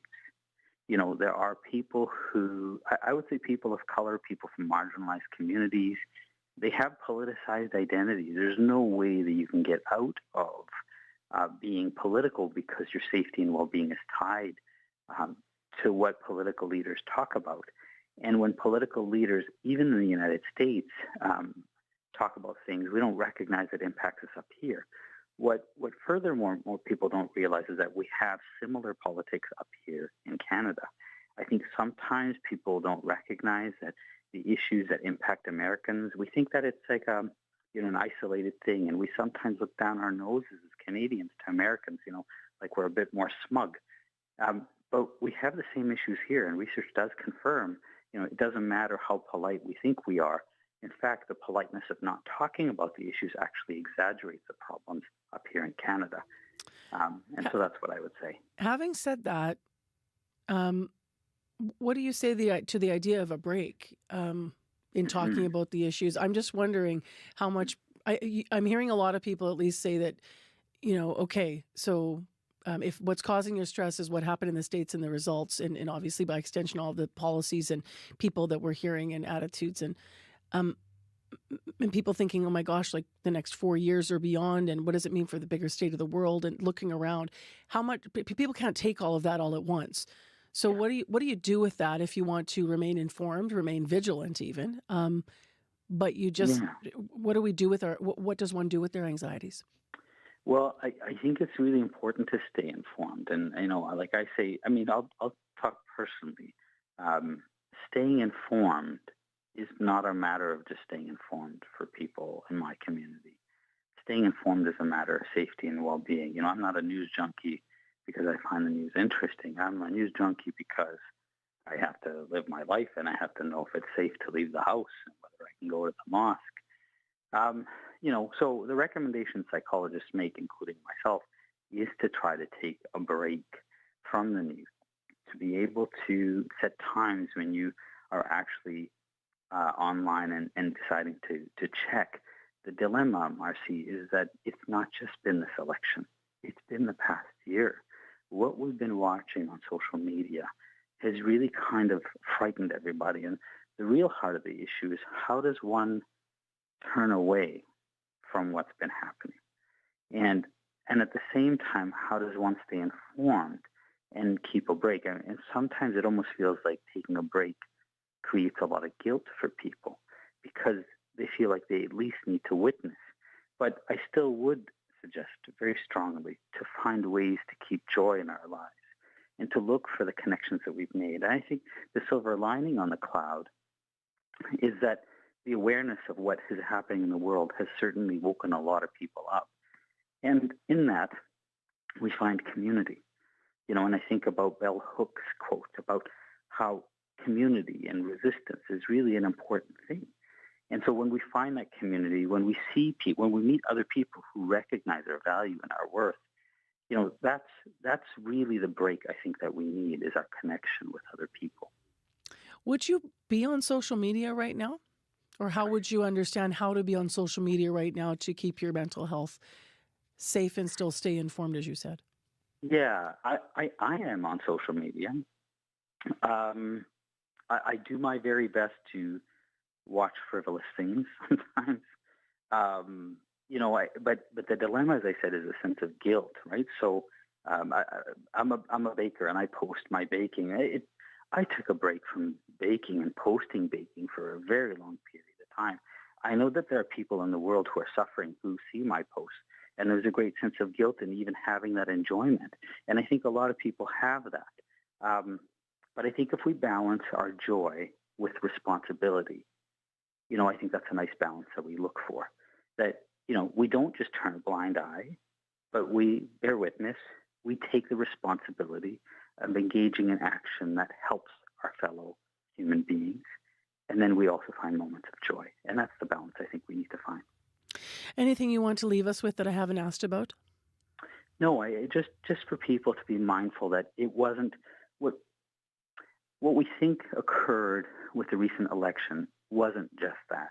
For many people with privilege, this election was a wake-up call. For those of us without white privilege, we were witnessing significant problems that impacted human rights violation and ethnic cleansing for so many of us for the past year and beyond that.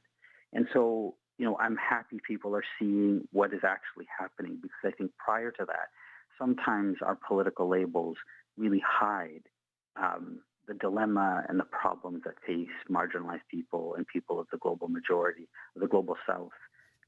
And I think it's important now to take stock and to consider the experiences of many of us who have not the privilege of being white. Thank you for being with us, Dr. Abu-Rahman. I appreciate it. Thank you for having me. That is Dr. Raymond Abu-Rahman, a clinical psychologist here in Winnipeg. Rival Canadian brewers brawl on a beach in Australia. Ouch! A James Bond exhibit isn't allowed to mention the spy. James Bond. And what's the one word singer Robert Goulet will not utter? I think I should call my manager. Only in advertising. Stories from the front lines on Under the Influence with Terry O'Reilly. Thursday morning at 11:30, 3:30 p.m. in Newfoundland. And on the CBC Listen app. 7:24 a.m. is the time right now. And still ahead in this hour of the show, how safe are the streets of Winnipeg for cyclists and pedestrians? Big question, right? We have had a conversation in the city about safety for years and years. This year we have quite an alarming number of people who have been who've been killed in collisions and involved in collisions rather on our city streets. Yesterday you might have heard a city councillor on our show hoping to have Wellington Crescent specifically be a zone that is 30 kilometers per hour. But citywide, why can't we get ahead of this? What's in our way? So we're going to have a conversation with, as I mentioned, a pedestrian and a cyclist, and then tomorrow the mayor is going to be on the show. It is foggy in Winnipeg. It's 3 degrees, and our high in the city is going to be 6 in Winnipeg today. Fog should dissipate this morning and then mainly cloudy. We do have a fog actual advisory that's issued for southwestern Manitoba. Over in Westman, in Brandon, a high of 7 degrees today. Right now you're at -3. In Thompson's partly cloudy, -11, and you are expecting a high of right around -3 as well. But with wind chill in Thompson today, it's going to feel more like -15. So bundle up if you are up north. Well, just 3 more sleeps until the Grey Cup, and Scott Reguera is here to talk more about everything. Hello there. Hey there, Marcy. So where do you want to start? I know that the Jets also are looking to keep their historic start to their season going tonight. Yeah, and let's get to the Jets in just a moment, but just because the Grey Cup's so close now, as you mentioned, just 3 sleeps away. Many believe, Marcy, if the Bombers wake up on Sunday and beat Toronto for the championship, they should be declared a dynasty. After all, this is the Bombers' 5th Grey Cup appearance in a row. Coach Mike O'Shea, he's been the chief architect, or one of them, and says this never gets old. It means everything. I've said this before. Prior to being a coach or a player, I was also a fan of the league, and I like what it does for our country. I like the opportunity it gives our young football players. It's always exciting and always brings out a ton of emotion. For all the talk, Marcy, about O'Shea and the Bombers being a dynasty, such declarations should be kept in perspective. Back in the 70s and 80s, of course, Edmonton went to Cups in 9 of 10 seasons, won 6 of those. Here is something, though, that Warren Moon and those teams did not have that the present-day Bombers do, and that is a Canadian headlining not just their offense, but the entire league. Bombers running back and Winnipeg native Brady Oliveira expected to win the CFL's Most Outstanding Player Award, something only 4 players from this country have ever managed.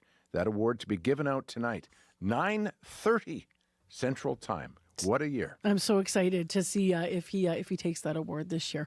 I think he's a strong favorite against Bo Levi Mitchell, who statistically was great for the Ticats. That team as a whole, though, well, just look at the standings, and I think you can see why Oliveira will be the favorite. Well, we'll see. Meantime, let's go to the Jets now. Tonight's the night. We're going to see if we can keep it going. Yeah, playing in Tampa Bay against the Lightning, who are a mediocre team this year, a record of a 7-6-1, but with anything but a mediocre goalie. When you talk about Andrei Vasilevsky, he is one of the world's best, and when he's motivated, and he'll be motivated with a team that's at 15-1 coming into this barn, anything can happen. So 6 o'clock Central Time, we see whether the Jets can keep this best ever start to a season going. How's that for a night of sports ahead of us? Jets, and then we watch Brady Oliveira in the award ceremony tonight. But back to hockey, because there's another thing I'll be watching tonight, Marcy. In Edmonton, Connor McDavid is with the Oilers and trying to make it to the 1,000 career point plateau. They're at home against the Nashville Predators. He would become the 4th fastest player in league history to make it to 1,000 points. The others ahead of him are Gretzky, Lemieux, and Bossy. McDavid's star teammate Leon Draisaitl says he has a hunch this evening McDavid will join those ranks. I hope I'm not going to jinx it, but I have a feeling it's not going to get to Toronto. So knock on wood. Hopefully I'm right. I'm sure he would love to do it in front of our fans at home. And we're not talking greatness. We're talking legendary type stuff, right? So, fun to be a part of. It's far from hyperbolic, Marcy, calling McDavid a living legend. Keep in mind that Gretzky, Lemieux, and Bossy played in the 80s and 90s when it was way easier to score. Goalies' pads were much smaller, they were heavier back then, and sophisticated defensive schemes like the neutral zone trap, well, they were unheard of back then. So, an extra stick tap for McDavid if he notches his 1,000th point tonight, And I agree with Draisaitl that it will be tonight because McDavid, he hates the limelight. And the Oilers' next game happens to be in his hometown of Toronto on Hockey Night in Canada on Saturday. Do you know what you should do? The CBC Sports during the Olympics, Scott, did they did Olympians now and Olympians then and who would win. And they had a mock-up on the track. And they used Donovan Bailey, for example, and then they went back in the day to another sprinter. And they were like, if everything were equal, kind of. They did it. We should do that. You should do that with hockey. I think it's a really cool idea. And there is the counter argument as well, right? That sports medicine and training methods is way better now than it was back then. Of course, lots to consider variables. But it would be super interesting if you had that, AI mock-up of Gretzky and then McDavid and what you're saying about scoring. Have you ever watched games from the 80s on TV and seen how slow they look? I know. It's like All right. applauding. Before you go, we better move further afield now because it's going to be a big day in tennis.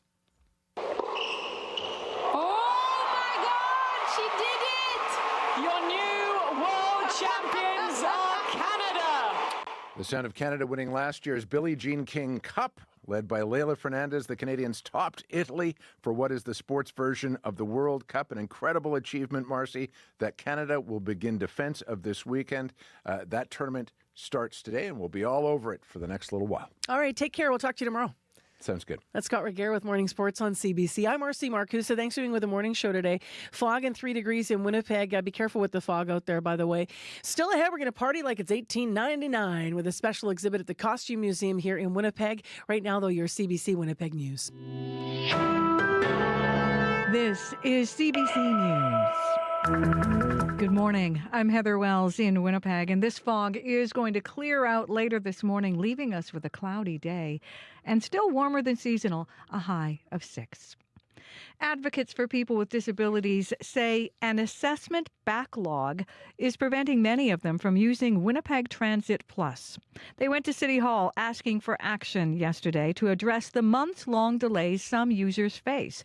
Patrick Stewart works at the Independent Living Resource Centre. He says riders sometimes need new vehicles or equipment when their conditions change or deteriorate. Assessment is everything. It determines who has access to the service, who's eligible, and how it meets their needs as they change over time. Stewart says the situation has become so bad, it might be a human rights violation. The city has blamed the delay on staffing shortages. It says it has contracted out some assessment services and are working through the backlog at Transit Plus. Well, the province and the city of Brandon are launching a new immigration initiative. The Brandon, Manitoba Provincial Nominee Program Immigration Initiative aims to address a shortage of skilled workers. The city says the goal is to grow the local workforce and encourage long-term economic development. Katrina Kasula is the Brandon Local Immigration Partnership Coordinator at the Brandon Neighborhood Renewal Corporation. She says newcomers can help grow industries. We can say that it is a world-class in whatever industry they choose to be a part of or they start a career. They will bring in that world-class and therefore answering that workforce need that we need to answer in our community. A joint announcement between the City of Brandon and the province officially launches the program this afternoon. The Prime Minister's special advisor on anti-Semitism told Winnipeggers last night police should be empowered to enforce laws against hate speech during protests. Montreal MP Anthony Housefather was in town speaking at Eitz Chaim congregation on Wilkes. He says people have every right to protest the actions of the Israeli government. But Housefather says they shouldn't be allowed to target Jewish people with hateful chants and slogans. Police are basically trying not to flare the situation up by arresting people, but the Jewish community then just sees that people are allowed to get away with yelling hateful things towards them, surround their buildings, and nothing is done, and believe it encourages other people to keep doing that. Housefather has discussed issues of anti-Semitism with the mayors of Montreal and Toronto and other large Canadian cities, although he has not yet had a chance to meet with Winnipeg Mayor Scott Gillingham. The final outstanding U.S. election results are now in, and with Republican victories declared last night in Arizona and California, Donald Trump will be returning to the White House with the Republican Party in control of both the House and the Senate. It means the Democrats, in most cases, will be unable to stand in the way of Donald Trump fulfilling his election promises, among them carrying out the country's largest ever mass deportation. In this country, the RCMP says some of its frontline officers will be wearing body cameras by the end of the month. But there are still questions about how and when those cameras will be used and who will have access to the footage. The RCMP first announced its plan to introduce body cameras back in 2020 in response to the global protests following the murder in Minneapolis of George Floyd. You can find more national and international news coming up on World Report at 8. The Main Street Project hopes to put together 500 holiday gift bags for community members. It is the 8th annual gift drive. Adrita Hassan at the Main Street Project says they're looking for items, everything from combs to emergency blankets to candy canes for people living in encampments. Hassan says you can drop off donations at their location at 661 Main Street, or you can purchase items from their Amazon wish list. There's a page for the holiday gift drive on our website. You can find our Amazon links there. It's on our social media. You can go to our link tree, and there's our Amazon wish list there as well. Hassan says they're collecting donations until December 13th. She says that will give them enough time to put together gift bags and deliver them on Christmas Eve and Christmas morning. Well, Grey Cup weekend events in Vancouver get going tonight with the CFL Awards. Blue Bombers star running back Brady Oliveira is up for 2 major awards, Most Outstanding Player and Most Outstanding Canadian. But the Winnipeg-born and raised football star has his eyes on an even bigger trophy, a Grey Cup, the 3rd title in 5 seasons. Oliveira says the best thing about Grey Cup week is getting to spend more time with the team. You create such a close bond with this group every single year. And then you have to understand that, next year is going to be a new team, right? So this gives us another full week to be with each other. The Bombers face Toronto in Sunday's 111th Grey Cup game in Vancouver. As far as the CFL Awards, I should tell you, you cannot watch them on TV. They're only streaming on CFL Plus starting at 9:30 Central Time. You can find more Manitoba news at cbc.ca/Manitoba. All right. Thank you, Heather. You're welcome. I just want to throw out something really quick here because I know that last night was really busy with the Springsteen concert. So if you went, how was it? What was the highlight? I heard he did the classic Springsteen thing. He played longer than people expected him to play. He's famous for epic concerts back in the day. But what was it like, Winnipeg? You waited a long time for him to come. So if you're not too bleary-eyed and you're up this morning, call us 788-3205. We'll get your review calls on. Ahead of our interviews about Taylor Swift, we're going to talk to Manitobans after 8 who are going to that show in Toronto, or one of those shows in Toronto, rather. Abby Adeyemi's here with our foggy forecast now. Yeah, we're looking at that dense, foggy conditions, which is affecting much of the south this morning with warnings in place for reduced visibility, though this should clear up by late morning. Winnipeg, currently, it is 3 degrees. Expect mainly cloudy skies after these foggy conditions rolls out throughout the day, and temperatures will be reaching about 6 in Winnipeg and then 10 in most of the some southern regions, depending on where you are. Though this foggy start is still going to be something you need to take into consideration because it remains in effect. And then tonight will be cloudy. Temperatures will be dipping to around 1 degrees and then 1 degree. And then in many areas we get through the day with mostly this cloudy cover after that fog lifts. And it's just as mentioned earlier, it's like a signal to the next weather system, which will be bringing some showers, light snow to central and the northern parts of the province as we get through the day today. And by the time we get into the evening and the overnight period, we're going to see rain starting in earnest through the Parkland region. And then, that's going to be dependent on the temperature for that area. And we're going to see dark and riding mountains. We'll be getting some snowfall also. And for the rest of us, we're just looking at a mix of sun and clouds throughout today into Friday. And then we're going to get the sun back probably on Friday as the system continues to roll north through northern Manitoba. But so mainly it's just -3 in Thompson, 5 in the Par, and then we're going to have a chance of showers through the Parkland region later. For Winnipeg, we're going to get up to 6 degrees today for the afternoon, and 9 and sunny on the way for Friday.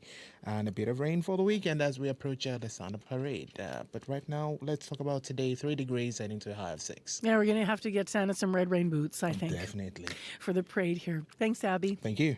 Traffic, so far so good, so early. Well, not that early, 7:38 a.m. now, but we haven't heard of anything major. Of course, the fog could be impacting you, so please let us know. 788-3093. That's the traffic line if you want to reach us and to tell us about your morning commute. Also, if you're walking or riding your bike, love to hear from you too.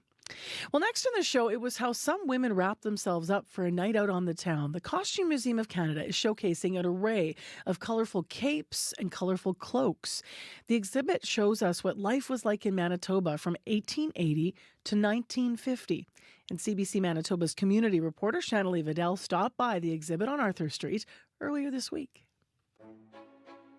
I'm Diane Zakela, and I'm a volunteer with the Costume Museum. One of the highlights of going to the opera was not only to see the opera, but also to be seen.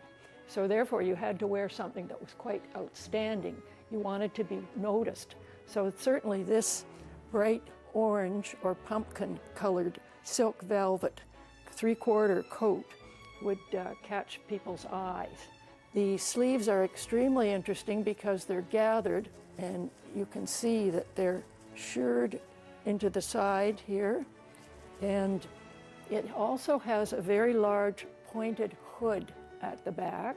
I'm Helen Leeds. I'm looking after the collection right now as far as putting it all on computer and photographing it. As we're doing that, we come across items such as what you see in here and decide if they need to be seen, not rot in a box. This cape we have here, it's not hanging up. It's incredibly ornate. It's very colorful. It looks like there's a lot of fine beading, red, purple, blues, greens, with like a big pattern in the middle. This piece we discovered opening a box. It weighs, I'm guessing, about 10 pounds. It's very heavy, so we couldn't put it on a mannequin, or we may end up with a bag of beads at the bottom of the mannequin. It's 1923. It was designed by a lady, Jenny Sarsadote.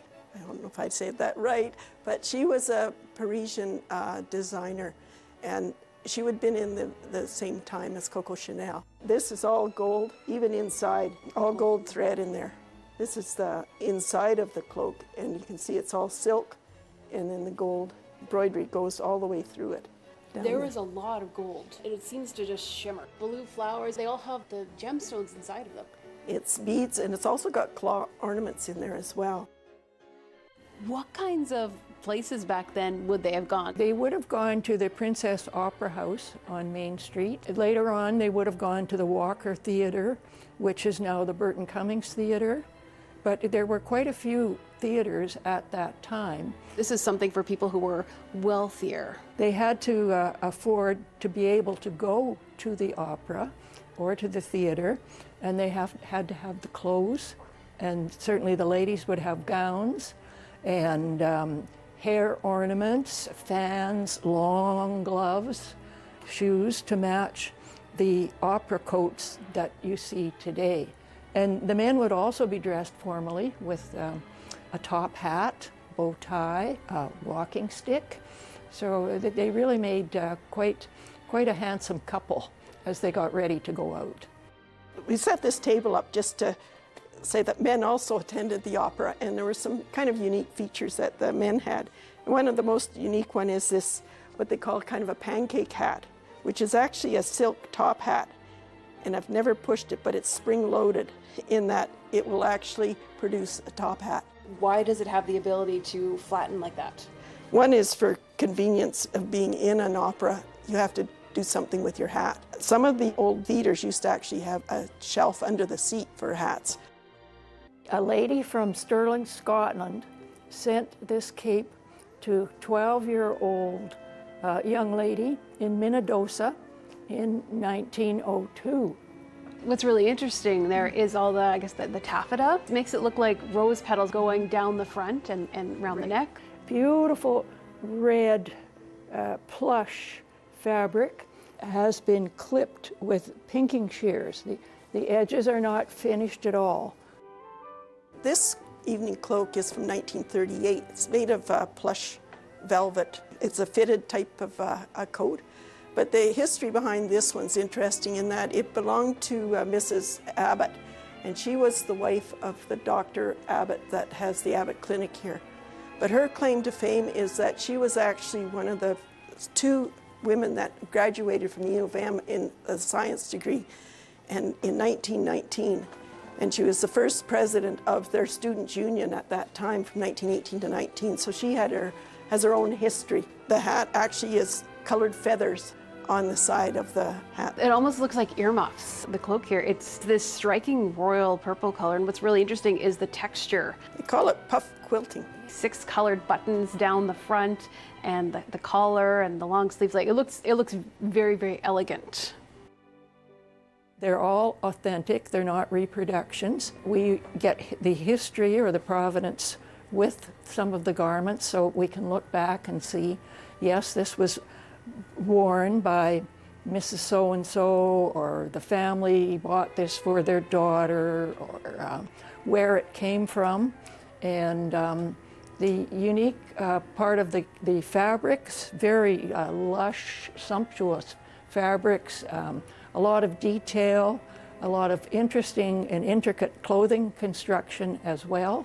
So there's really a wealth of information, and it tells us how people in Winnipeg lived at that time. The ladies loved to get dressed up and show off their finery. They wanted to enjoy the productions, but they also wanted to be seen too. Well, I hope, speaking of seeing things, that you were watching on YouTube maybe this morning. If not, go back, subscribe, and check it out, because we were showing all of those capes and cloaks and the beautiful colors. I personally want the one we started with, that bright orange hooded long cloak. How gorgeous would that be to wear around town? If you want to check these out in person, please do what Channelie Vidal did. Channelie Vidal is our CBC Manitoba community reporter. She went for that story to the Costume Museum of Canada, and the capes and cloaks are on display there in Winnipeg from now until January 11th, and you can check them out of course, at the museum, which is in our Exchange District. There's more to community than location. It's about the spaces we share, physically and digitally, the points of view that divide or unite us. Gen Z, let's get to know each other. CBC's Communities in Focus is coming to RRC Polytech's Notre Dame campus November 18th to 29th. Live radio, live streaming, and your point of view. Let's talk. Visit cbc.ca/Manitoba/community for details. 7:46 a.m. the time right now. It is Thursday morning, foggy and 3 degrees in Winnipeg. The fog's not yet lifted. The tops of the buildings are still kind of shrouded in it this morning. Coming up after 8 o'clock on the show, she's considered the biggest music artist in the world right now. Taylor Swift is wrapping up her Eras tour in Canada with 6 shows in Toronto, 3 in Vancouver, and we're going to connect with a Winnipeg mom who is in Toronto right now, getting ready for the concert tonight. And so we're going to have that on for you after 8 o'clock. You can imagine how excited people are about having tickets to go see Taylor Swift. Well, next on the show, we turn our attention to a more serious conversation about cyclist and pedestrian safety in Winnipeg. Now, the conversation about this and how to better protect people on our city streets is not new. We've been talking about lowering speed limits, adding bike lanes, adding street lights for years. We've had plans and plebiscites and pilot projects. So where are we at now? Well, when you look at the statistics for 2024 from MPI, we know there have been already this year, and the year's not done, 14 pedestrian fatalities in Winnipeg, and there have been 2 cyclist fatalities. And that is the highest number if you look back the last 5 years. That's the highest number already. And as I mentioned, the year's not yet through. One of the fatalities that happened was on Wellington Crescent this year, a cyclist killed in June. And that has prompted City Councillor Sherry Rowlands, who was on our show yesterday, to urge the city specifically to lower the speed limit on Wellington Crescent to 30 kilometers per hour. But as I alluded to, this is just sort of part of a much bigger conversation. Well, the mayor of the city of Winnipeg is on tomorrow's show, so we thought that we would first hear from some Winnipeggers who are active transportation users, cyclists, pedestrians, about what it's really like for them out there. So today we have with us Patty Weens, who is an avid cyclist. She rides year-round in Winnipeg, and she's also known as the bike mayor of Winnipeg. She's actually in studio and rolled her bike in. Good morning. Good morning. How are you? I'm all right. Your bike is actually, I have to say this, because your bike has a name. Yes, her name is Taylor Swift. So if anyone has tickets for any of the shows, I'll be taking that off your hands. I suspect, we'll see. I suspect it may not happen, though. I'm just wondering. Really? On the line with us as well to talk about her experiences on Winnipeg streets, Melissa Moyney. Good morning, Melissa. Morning. So, Melissa, you're a pedestrian. You walk. How often do you walk? Oh, I walk everywhere. Yeah. You recently had a bit of a close call. Can you tell us what happened? It was on Remembrance Day. I had just gotten off work. I only have to walk 1 kilometer home and cross 2 lighted intersections. And as I'm waiting to cross the street at the light, and I wait patiently to cross the street every day. I look both ways. I look around and behind me for any cars that might be turning, and I wait my turn to cross. I start to cross, and oftentimes what happens is, because there's only a 4-second lead pedestrian interval before the cars get the green light to proceed with caution, a lot of cars see that green light and they just go. And it doesn't matter if I'm in the crosswalk or not. And so what had happened on Remembrance Day is I was in the crosswalk. I'm wearing a yellow jacket. I waited for the light.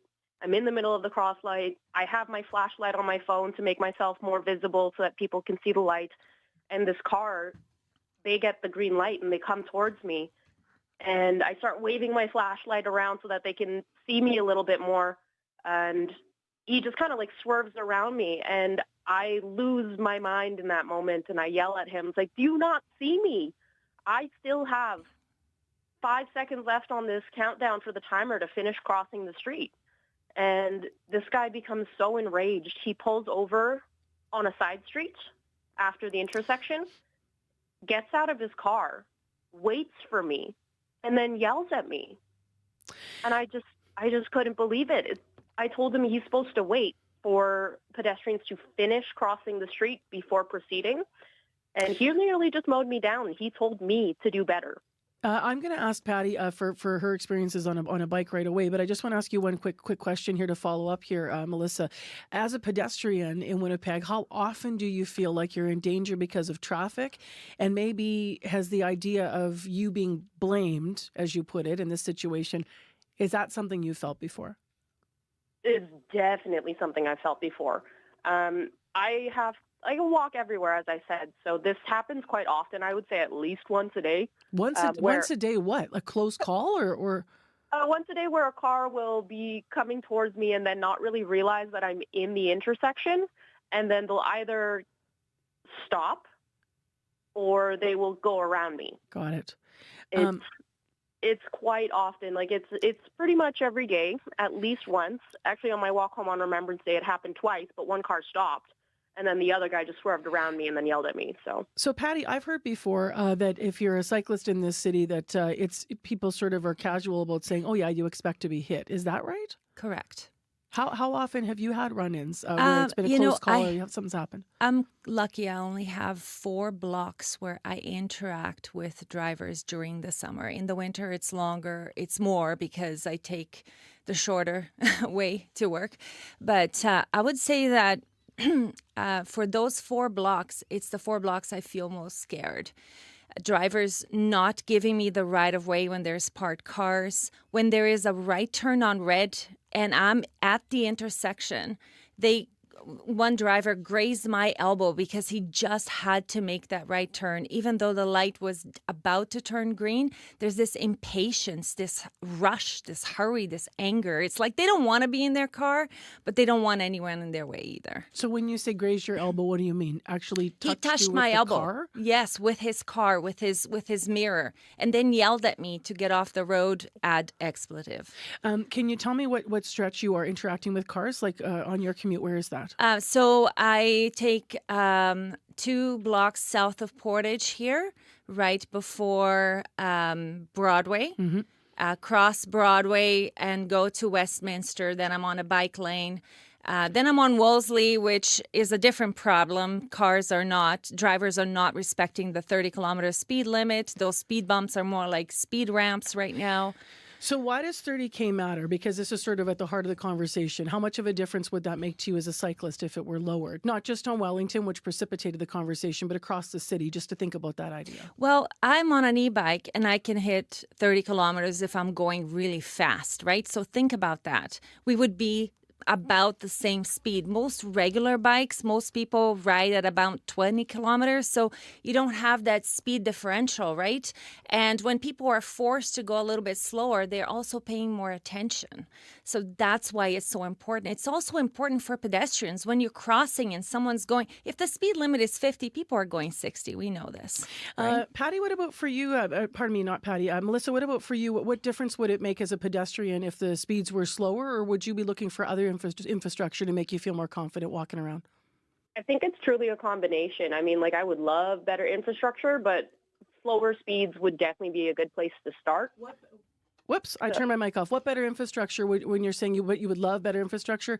Are you talking crosswalks, wider sidewalks? Like, what for you as a walker would be good? Oh, wider sidewalks would be absolutely great, and proper maintenance of them would also be awesome so that we don't have to go on the street in winter when the sidewalks are unusable. That would be excellent. But the other thing that really bothers me is that conflict between the timing of the lights.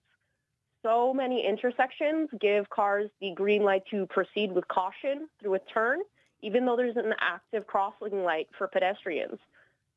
And that happens so many places across the city, and that's most often where I have my conflicts. It's turning cars who don't see that there's also an active crossing light and also a pedestrian in the crosswalk.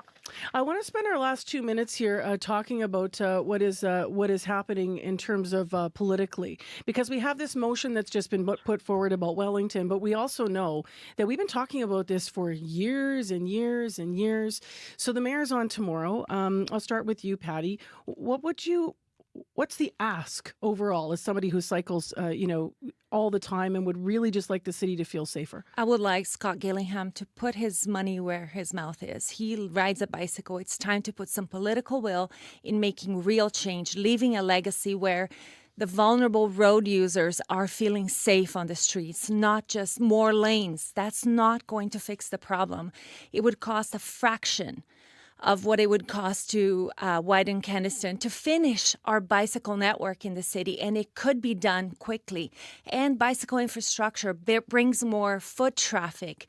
It brings more business to businesses. It brings more people around, and it's so much cheaper to maintain.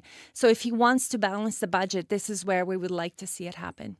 And Melissa, from your pedestrian point of view, what would you say to the mayor? I would agree with Patty here. I mean, we need better infrastructure, and it's not just cyclists, it is pedestrians too. And increasing that foot traffic is definitely something that's been shown in other cities around the world, where if you have people walking, you will get that increase in revenue. And the cars have a lot more weight and damage to road infrastructure, and just adding one more lane just has this effect of induced demand and putting that more stress. Like, we have so much road that we can't afford to maintain, so give people viable options. Give us a bus, give us a bike lane, give us walkable sidewalks. Give us an option that isn't a car. What's the override? Can you name the feeling that you feel, given that you both still stick with active transportation and you both have had all these, close calls and run-ins, and you're talking about daily, like Melissa? So why is it worth it to you to stick to this mode of transportation? Because we are in a climate crisis, we are in a humanitarian crisis. The car is not the answer. More cars are not the answer. When you're frustrated because you're stuck in traffic, just remember you are traffic. That's Patty responding. And Melissa, how about you for the last word here? I mean, think about how many people who don't drive. There's children, there's elderly people, there's people with medical issues. I personally don't drive because I have really high anxiety. And not only that, it's financially not feasible for a lot of people. It is so expensive to purchase, maintain, and upkeep a vehicle. It's not viable for a lot of people. So really catering to this one group of people who are able to drive isn't really fair to the rest of the population. Mayor Gillingham, it's really exasperating. Sorry to interrupt there. Mayor Gillingham on the program tomorrow. I want to thank both of you for being here today. Melissa, thank you. Thank you. Walk safely. And Patty, travel safely on your bike. Thanks for being here. Thank you so much. Live in studio with us, Patty Weens, avid cyclist, rides year-round here in the city, known as the Bike Mayor of Winnipeg, sits on the board of Bike Winnipeg as well. Also, Melissa Moynier, who's on the line with us in the conversation, talking about her close calls with traffic as a pedestrian. Speaking of things in traffic, during that interview, Heather Wells brought this in. Eastbound Chief Peguis is closed because of a crash there. So there's been a motor vehicle collision. It's closed between Main and Henderson. Find an alternate route. We don't have more details of what transpired there, so I apologize, but we'll get them to you should they become relevant to your commute. 788-3093 is where you reach us. In the weather forecast, foggy right now. It is 3 degrees. We've been there all morning. Our high today in the city is 6, and hopefully it'll clear out a little bit tonight because tonight they're going to trim the tree in the City Hall courtyard as the lights get ready to go on in Winnipeg for the lighting ceremony. Coming up after 8 o'clock, we are going to talk about all the excitement leading into these Taylor Swift conversations. So stay tuned. That's coming up on the program after 8. Right now it is 2 minutes to, and World Report is next.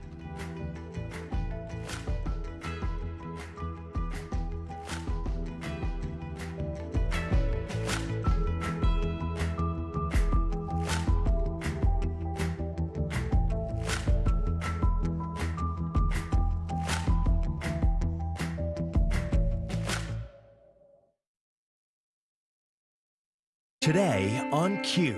I'm Talia Schlanger sitting in for Tom Power. Men Have Called Her Crazy is the title of the new memoir by the artist Anna Marie Tendler. She talks about mental health, using photography as a means of survival, and why she didn't mention her public divorce from John Mulaney in the book.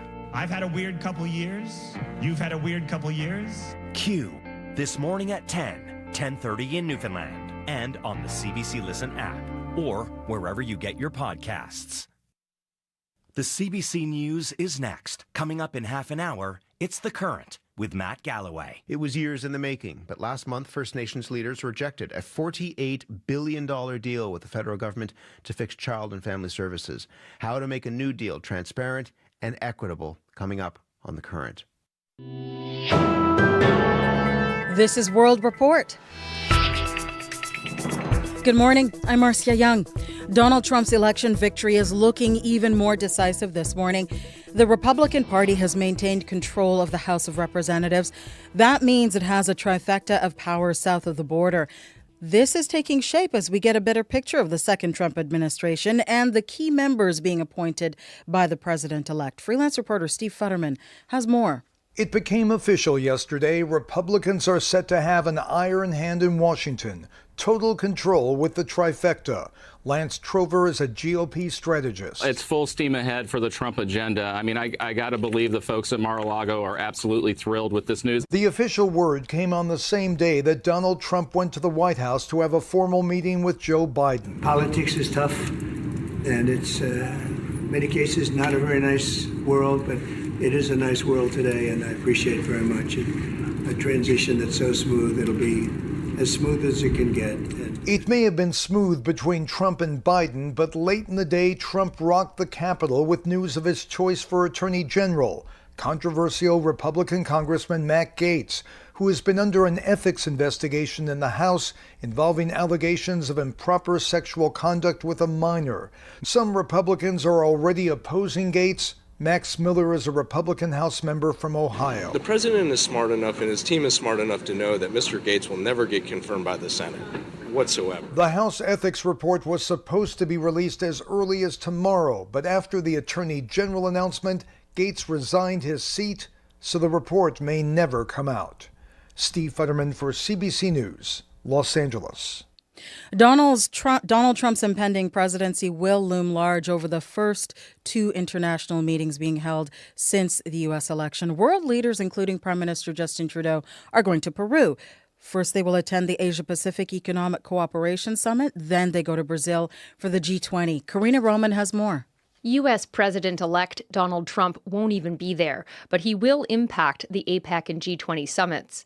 Fina Najibullah is a vice president with the Asia Pacific Foundation of Canada. Every sideline conversation is going to be dominated about speculations on what part of the campaign promises will now become real policy. APEC is the preeminent economic forum in the Asia Pacific region, and its 21 members can't ignore Trump's promise of global tariffs. A lot of the APEC countries are targets. Carlo Dade is a director with the Canada West Foundation, a public policy think tank. He says countries will try to figure out where they are on Trump's trade enemy list and how to prepare for it. Dade says at least the world knows more about Trump this time around. And there's more substance upon which to have discussions. Before Trump takes over the presidency, the summits could be an opportunity for nations to team up behind the scenes. But Najibullah says there's a caveat. We also see a tendency that then everybody just tries to manage their relationship with the U.S. bilaterally, right? Like everybody's just trying to survive the chaos as opposed to coordinate. At the G20, there are friends, rivals, and in some cases enemies around the table. Russia's president, Vladimir Putin, won't be there, but the presidents of China and India will be. With relations so sour between their governments and Canada's, few expect those two leaders to have any substantive talks with Prime Minister Justin Trudeau. Karina Roman, CBC News, Ottawa. The G20 summit of the world's largest economies is often a flashpoint for demonstrators. And this morning, authorities in Rio de Janeiro are investigating an incident outside the Supreme Court. They say a man killed himself with a bomb after trying to enter the building. Officials say 2 explosions went off just as the court's judges ended their session. They were evacuated safely out of the courthouse. Investigators are now trying to determine whether the man was acting alone. Since Russia's full-scale invasion of Ukraine, NATO has been beefing up security in Europe, particularly in countries bordering Russia. Latvia is one of them. Canada is leading a multinational brigade there. It just wrapped up exercises involving troops from 13 countries. The CBC's Briar Stewart was there. A line of tanks and light armored vehicles fire upon an imaginary enemy at the Adagi military base outside of Riga, Latvia. The training is part of a nearly 2-week-long exercise involving 3,500 troops. More than half of them are from Canada. We brought a lot of new equipment. Colonel Cedric Aspero is the Canadian commander of the NATO multinational brigade in Latvia. When Canada began its deployment to this country in 2017, there were a few hundred troops. Since then, it's been scaled up dramatically. 2,200 Canadian troops are here now. I think any allied, not just the U.S., but any allies that would come here in Latvia would see how much dedicated all the members of this brigade are and how much we invest to protect Latvia. NATO's effort to bolster its eastern flank comes at a potentially perilous time for the alliance. Donald Trump has been a vocal critic of NATO allies, which don't meet their required defense spending targets, 2% of their GDP. Canada spends under 1.4%. We need to make sure that we carry on with what has been done during this first rotation going forward. Captain Harrison Burrows is an operations officer taking part in the exercise. He says troops have chatted about what may come with Trump in office again, but it doesn't change their mission now. Canada has committed to the deployment in Latvia until at least 2026. Briar Stewart, CBC News, near Riga, Latvia. The RCMP plans to get some of its frontline officers wearing body cameras by the end of this month. Later today, we'll learn more about how the rollout will work. There are still questions about storing data, when the cameras will be used, and who will get access to the video. The RCMP first announced its plans to introduce body cameras back in 2020. It was a response to global protests against police brutality following the murder of George Floyd in Minneapolis. Security officials are on high alert in Paris. The Israeli and French soccer teams have a Nations League match tonight, and police are taking extra precautions. In Amsterdam, violence broke out between supporters of an Israeli soccer team and pro-Palestinian demonstrators at a game last week. Eli Dassa is the captain of Team Israel. We want to thank the French government for the security we received right here. At the moment, everything is fine. We are feeling safe. Pro-Palestinian protesters were on the streets last night ahead of the match.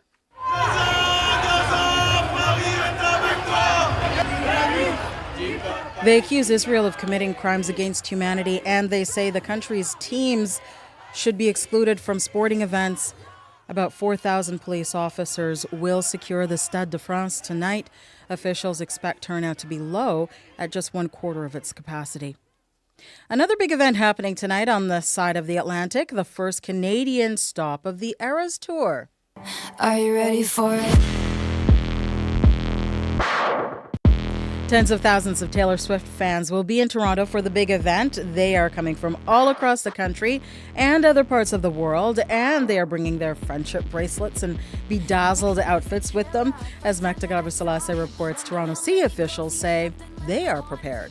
I'm super excited. Matthew Couchy is more than ready to see Taylor Swift take the stage in Toronto tonight. He and his wife made the trek all the way from Virginia. We've seen her on TV, we've seen her in the movie theater, but we're really excited to see her perform. He'll be among tens of thousands of fans filling up the Rogers Centre for the first of 6 sold-out shows. With so many Swifties in town, hotel rates are sky high, from several $100s to $2,000 a night. Desiree Carton from New Jersey is having to hop hotels. So we have a hotel for one night and then a hotel for 2 nights. It's expensive, but listen, it's Taylor Swift. And it's sure to be a big boost to the economy. Destination Toronto, a nonprofit tourism agency, estimates Toronto could see $282 million come in, with much of that going to local businesses. But more visitors means more traffic too. Hoping to avoid the expected jams, city officials are boosting transit services and imposing a red zone of street closures downtown, right around the Rogers Centre.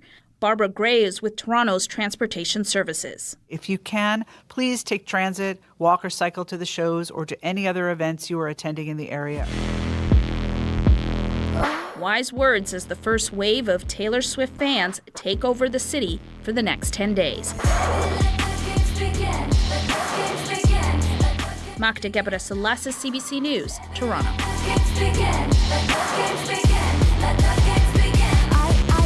see how this is gonna go.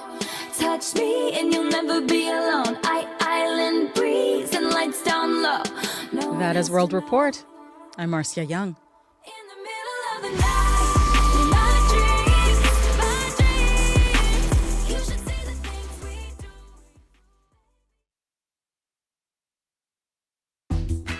It is 4 degrees and misty in Winnipeg this morning. That's where we are with Information Radio at our CBC studios on Portage Ave. Thanks for joining us. I'm Marcy Marcusa with our team here at the show. You're on CBC 89.3 FM, 990 AM on the app and on YouTube. And I'll tell you what, we've got a guest this morning that's pretty excited because she's going to the show in Toronto tonight. She's a Swiftie. She's there with her whole family. They all have plans to dress like different eras. And we're going to hear more about what it feels like there this morning. Could you feel the excitement on the plane when you were traveling there from Winnipeg? So all those questions and more coming up with a pretty excited fan. Also, we will update what's going on this morning on your morning commute because the fog out there could be an issue. And we also know that one of the major bridges is closed because of a crash. So that is coming up momentarily here. We'll give you the details. I'm actually going to pop this on just ahead of Heather because this is eastbound Chief Peguis that is closed because of a crash, as I mentioned, because of a motor vehicle collision. So it's now closed between Main and Henderson. So you're being asked to use an alternative route. And we have been getting calls on that as well. I was on the phone with someone at 8 o'clock here who said that they were overlooking, there's a lot of apartment buildings that overlook that bridge from balconies. And he said he could see some of the vehicles involved. So that is as much as we can report right now. And we know, but it's closed. Chief Peguis Trail between Main and Henderson. So the Settlers Bridge, that is eastbound traffic. 788-3093 is the traffic line. We will get deeper into the weather and the fog, but not before we talk to Heather Wells with headlines. Good morning. Well, an advocate for Winnipeggers with disabilities says a backlog at Transit Plus may be a violation of their human rights. Patrick Stewart at Independent Living Resource Centre was at City Hall sounding the alarm over months-long delays some Transit Plus users have faced when waiting for assessments. The Main Street Project hopes to put together 500 holiday gift bags for community members and it needs your help. It is the 8th annual gift drive. Adrita Hassan at Main Street Project says they're looking for everything from combs to emergency blankets to candy canes for people living in encampments. You can drop off donations on Main Street. You can also order through Amazon. We'll have more on that in our next local news at 8:30. All right. Thank you, Heather. You're welcome. Well, let's get into what's happening with the forecast. Tonight's a big night in Winnipeg, Abby. They're going to be trimming the City Hall Christmas trees for Winnipeg 150, the tree rather, 5:45 in the courtyard on Main Street, City Hall courtyard. They're going to have refreshments, so you can just come on down and consider bringing a non-perishable food item or a new unwrapped gift that's going to support the Christmas cheerboard.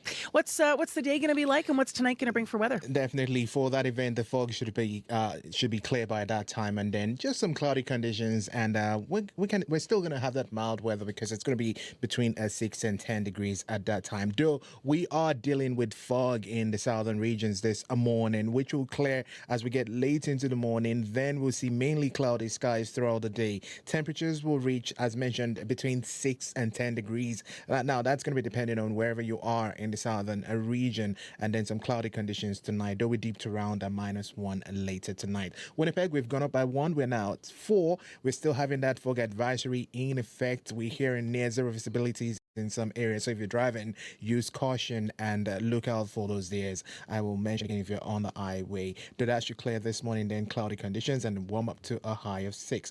Brandon at -1, Dauphin 0, Gimli, Steinbach, Morris all seeing foggy conditions at this point, and we'll see temperatures around close to 4 degrees. Most of those regions will get close to 7-8 degrees tonight, and then the south will be dropping to around -1. So you should prepare for like a chilly night. But for now, just expect the fog to lift and then some cloudy conditions and a high of 6, 7, 8, and 10 in the regions.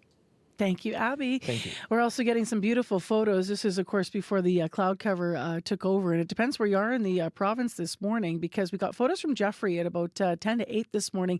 His drive from Brandon to Winnipeg, it starts out with this gorgeous sky, actually, about an hour ago, with this shelf of beautiful pink. And then it gradually changes. Then you start to see the orange with the sun coming up, and then inevitably closer to Winnipeg, cloud cover. And as Abby mentioned, some wet conditions. Right now, we're misty in the city.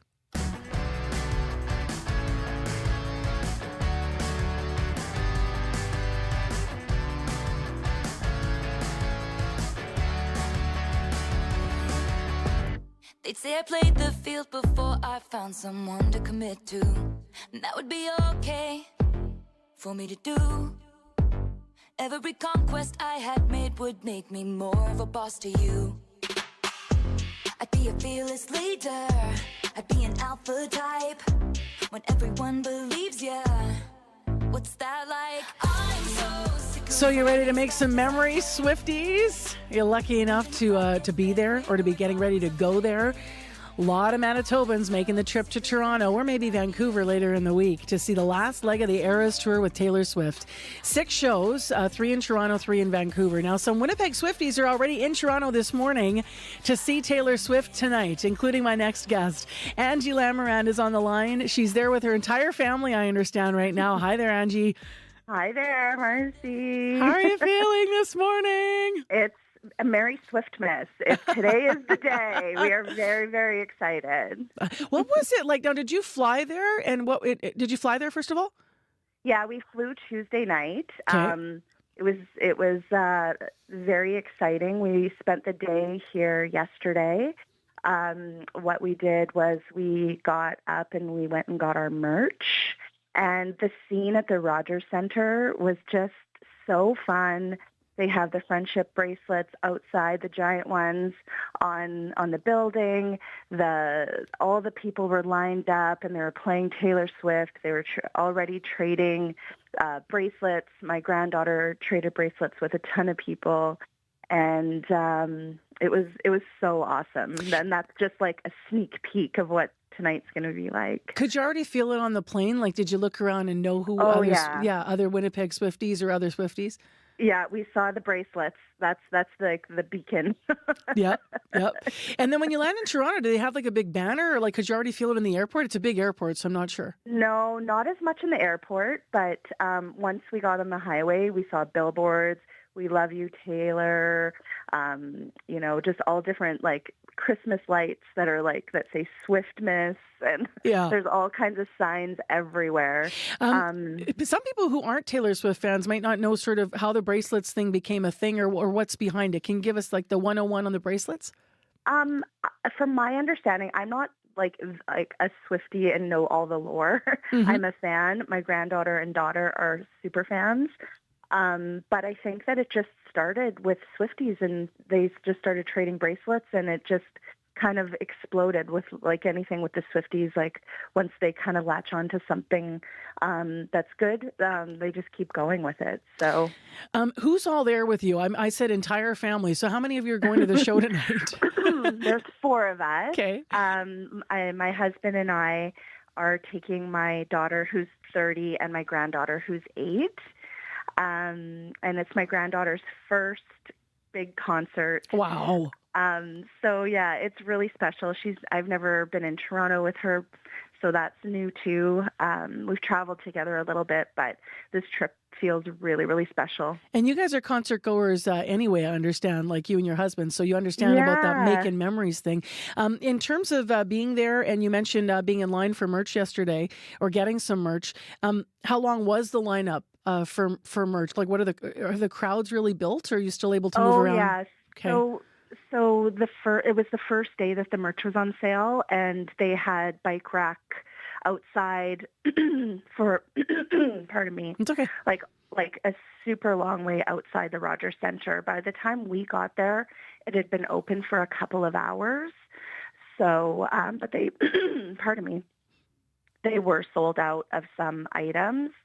So they restock every morning. So if there's key items that you want to get, I would line up early. If it doesn't matter as much if you want a concert T-shirt or even a hoodie, like there was lots of stuff for us, and we got there at about 11:30. So you could choose from We waited about an hour in line. Yeah.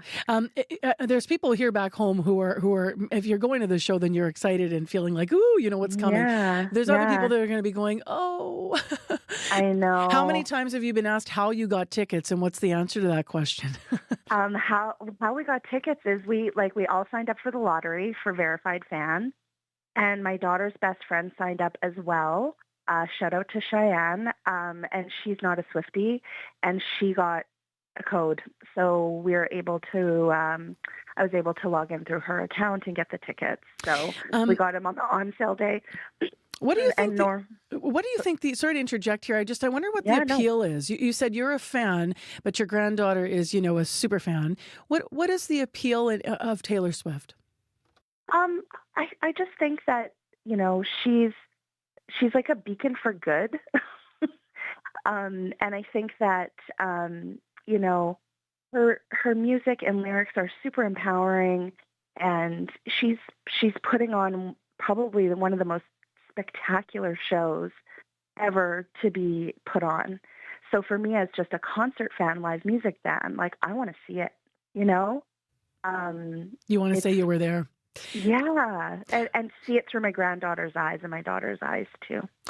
You all have picked, I think, different eras to dress up as for the show. So tell me a little bit about that. So I'm doing the Reputation era. So I got a white bodysuit that kind of has a newsprint print on it, and a sequin skirt, a black sequin skirt and silver cowboy boots. My daughter is doing the Midnights era, and she's got a silver skirt and a white tank top and silver sparkly boots. And my granddaughter is doing the Lover era. She has a very like a knee-length, very flouncy pink and blue and yellow dress with puffy sleeves. And my husband's even getting into it. I bought him a New York shirt, so he's doing the 1989 era. Welcome to New York. So fun. Enjoy every minute of tonight. Thank you so much. We're so excited. Get some sleep now. You're not going to get it later. And can't wait to hear all about it when you're back in Winnipeg. Thanks for letting us just touch a little bit of the excitement there today. Appreciate it. Awesome. Thank you so much. That's Angie Lamoran. She's in Toronto with her family for one of the last Eras Tour concerts. They kick off in Canada. The first one tonight in Toronto. There'll be 3 there. There'll be 3 in Vancouver. Here's more of Taylor Swift and the Man. When everyone believes ya, what's that like? I'm so sick of running as fast as I can, wondering if I get there quicker if I was a man. And I'm so sick of them coming at me again. 'Cause if I was a man, then I'd be the man. I'd be the man. I'd be the man. If they hustled, put in the work, they wouldn't shake their heads and question how much of this I deserve. What I was wearing, if I was rude, could all be separated from my good ideas and power moves. And they would toast to me, let the players play. I'd be just like Leo in Saint-Tropez. I'm so sick of running as fast as I can, wondering if I'd get there quicker if I was a man. And I'm so sick of them coming at me again. 'Cause if I was a man, then I'd be the man. I'd be the man. I'd be the man. What's it like to brag about raking in dollars and getting bitches and models? And it's all good if you're bad, and it's okay if you're mad. If I was out flashing my dollars, I'd be a bitch, not a bother. They paint me out to be bad, so it's okay that I'm mad. I'm so sick of running as fast as I can, wondering if I'd get there quicker if I was a man. You know that I'm so sick of them coming at me again. 'Cause if I was a man, then I'd be the man. I'm so sick of running as fast as I can, wondering if I'd get there quicker if I was a man. And I'm so sick of them coming at me again. 'Cause if I was a man, then I'd be the man. I'd be the man. I'd be the man. I'd be the man. Taylor Swift playing Toronto tonight, and I kept getting the numbers wrong. Sorry, fans. There's 6 shows in Toronto. There's 3 in Vancouver. Maybe you're lucky enough to be heading off for one of them. 8:25 the time right now on 89.3 FM, 990 AM on the app and on YouTube. Well, coming up on the Radio Noon call-in between 12:30 and 1 today, with lots of changes to social media in the news this past week, they're going to be asking on the call-in conversation, how safe do you feel using social media now? So that's coming up between 12:30 and 1, and you can call in if you want to weigh in on the conversation now and leave a message, because you can't make it over noon for the live part. 780-0893 is the live line, but if you want to call right now, it's 788-3797. It is 8:25, as I've been mentioning, and we continue to get calls about an issue out there on our morning commute in Winnipeg. So Jake called us most recently. Eastbound Chief Peguis police are still on scene. There's a car that was involved in a collision there. Apparently it's being pulled. It may be open soon, but we do have the official word that it's closed still. So I haven't officially seen that it has been reopened. We're just getting calls from people on scene. So just note, really, that is an area that you probably still want to continue to avoid until we get official confirmation. So eastbound Chief Peguis between Main and Henderson on Settlers Bridge, and that is where an early morning incident has been causing these challenges. Well, next on the show, if you are a parent or you live near a school, then you probably know the bottleneck that can happen as kids get dropped off in the mornings. A listener to CBC's Climate Show, What on Earth, wondered, is there a way to help families get kids to school without all of those cars? Rachel Sanders went looking for an answer. Marion Bertram lives in Nanaimo, BC. When she walks home from her local pool after her morning swim, she notices something at the nearby school. There are lineups. I'm talking sometimes 3 blocks long of cars waiting to drop their kids off and then drive out. She's concerned about the emissions from all those cars. And parents I talk to notice it too. It's maybe half an hour or 20 minutes when, everyone needs to arrive to the same place, and it just kind of bottlenecks. So Marion wonders, is there a way to encourage families to get to school in more climate-friendly ways? How can people make changes? I'm talking in the future. in changing their behaviors and their habits. We'll get into some things parents and kids are doing in just a minute. But first, what are the environmental and health impacts of all those lines of cars? Not surprisingly, we find air quality is poor in parking lots, pick-up and drop-off zones. Jason Gilliland is the director of the Urban Development Program at Western University. Cars and light trucks are responsible for about 11% of Canada's greenhouse gas emissions. So Jason says taking sustainable transportation like the bus has climate benefits.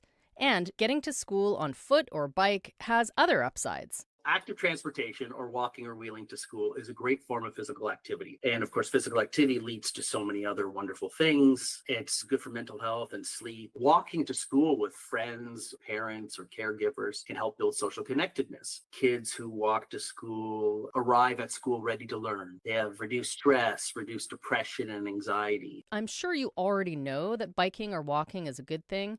But despite all of that, Stats Canada says only 47% of students who live less than 5 minutes from school get there by walking or biking. So what's the issue? It's a car culture and it's a fear culture. It's the fear of stranger danger. It's the fear of getting hit by a car. Safety concerns are understandable, and Jason says everyone has a role to play in solving that problem. School boards decide how parking lots and drop-off zones are designed. Governments can reduce speed limits to improve road safety. Schools themselves can plan events like Bike to School Week. But Jason says education is needed too. Bike skills, cycling safety, road safety programs. These things do tend to improve parental attitudes towards active transportation. And parental attitudes are key. Megan Winters is a health sciences professor at Simon Fraser University. She agrees that safety is a top concern for parents. And she also points out parents often have places they need to be in the mornings too. So it's that. Communities are creating walking school buses. That's a scheduled walking route to school. Volunteer leaders pick kids up along the way. The Canadian Cancer Society has a guide on its website to help people start walking school buses. The society says it's helped 300 of them start up in Quebec alone. In Vancouver, where winters are mild, Maya Goldstein took the lead in another kind of school commuting program. Maya and her own kids bike to school every day, but she noticed last year that hardly anyone else did. The bike racks at school were nearly empty. Then she heard about a program called a bike bus in Portland, Oregon. I got really excited when I saw the videos, I saw the photos, the news stories, and I thought it would be really cool to try and organize something like that in Vancouver. So she did. Maya's bike bus runs every Friday morning. She and other parents cycle along 2 separate routes to school and pick up more kids on bikes along the way. Maya says being in a big group makes everyone feel safer, and she says even on days when the bike bus doesn't run, she notices a difference. We definitely see more bikes on the bike racks. Yeah, it feels great. And the kids agree. I really love the bike bus. Why? Because it's fun biking, and I like it. Have fun. Thank you. Thank you. For CBC Radio, I'm Rachel Sanders. Quick local note here as we look at our traffic situation. Eastbound Chief Peguis is now apparently open. I just saw that on X, so that is on the Settlers Bridge. You should be moving through there freely now. Your CBC Winnipeg News is next. This is CBC News. Good morning. I'm Heather Wells in Winnipeg at 8:30. A little bit of mist out there now. It is 4 degrees in downtown Winnipeg. We're going to be mostly cloudy through the day and a high of 6. Advocates for people with disabilities say an assessment backlog is preventing many of them from using Winnipeg Transit Plus. They went to City Hall yesterday asking for action addressing the months-long delays some users face. Patrick Stewart at the Independent Living Resource Centre says riders sometimes need new vehicles or equipment when their conditions change or deteriorate. Assessment is everything. It determines who has access to the service, who's eligible, and how it meets their needs as they change over time. Stewart says the situation's become so bad it might be a human rights violation. The city has blamed the delays on staffing shortages. It says it has contracted out some assessment services and is working through the backlog at Transit Plus. The province and Brandon are joining forces to get more newcomers to the Western Manitoba city. The Brandon Manitoba Provincial Nominee Program Immigration Initiative aims to address a shortage of skilled labor.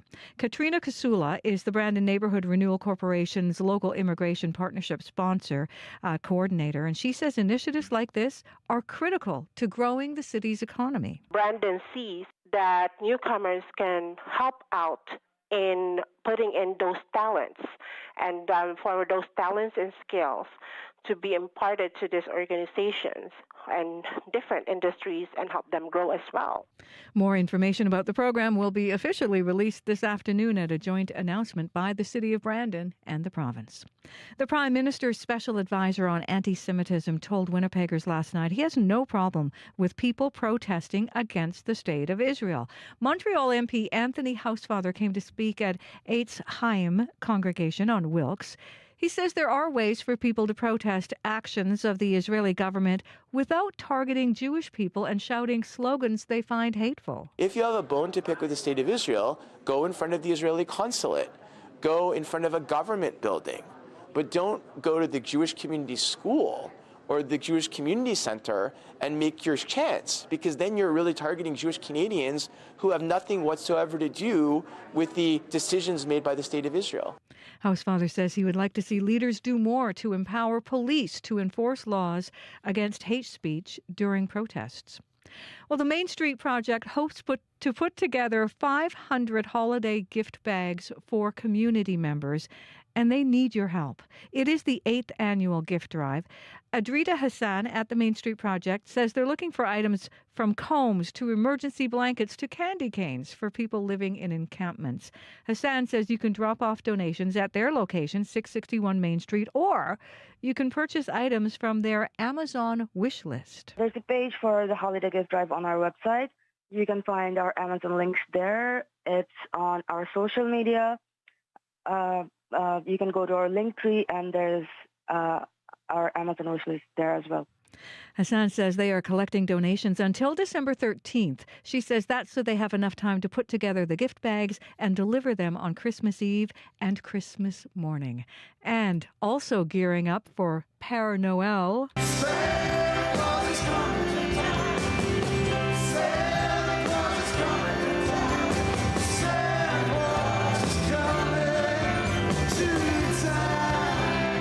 A little Bruce Springsteen for you. He may have sung that song at his Winnipeg show last night, but it is tonight. The city of Winnipeg officially lights up the Christmas tree at Winnipeg City Hall.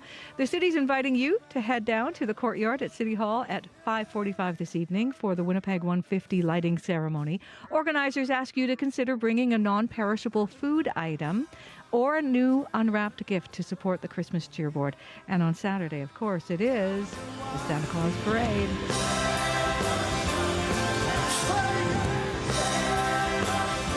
You can find more news updated throughout your day. All you have to do is head to our website, cbc.ca/Manitoba. We're all happy now. There you go. I dressed like a snowball today. I've got this fuzzy sweater. I feel all Christmassy already. Let's light it up, baby. Woo! You know, we're big fans, me and Abby and Kevin. There's more of us. We're growing now on the team. Love it. Christmas is the best time. I know. Food, family, friends, sharing. And joy. Yeah, joy, volunteering, donating, gathering. And yeah, lighten up the tree. All right, thank you, Heather. You're welcome. Big thanks to Heather Wells in our news center, as well as Megan Ketchison and Alana Cole out there as well. To our live team, Kevin Ipatebo, our YouTube producer, Abby Adiyemi behind the controls and covering weather for us, as well as Corey Funk, our studio director. To the team of associate producers in our current affairs unit, and to our producers, Leif Larson and Nellie Gonzalez. Thank you, guys. I hope you have a joyful day. Thanks for all your hard work.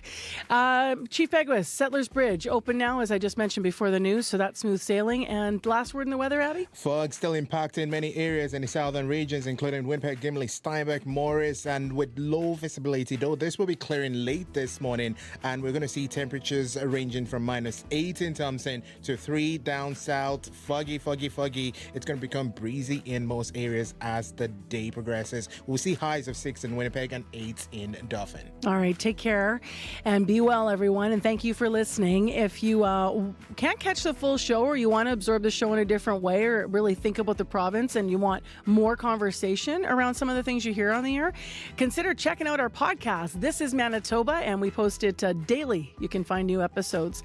on our CBC Manitoba YouTube page. Go there. You're going to find a whole bunch of videos and streaming, including the podcast. So this has been Information Radio. Take care. The Current's coming up next right here on 89.3. Thanks for listening.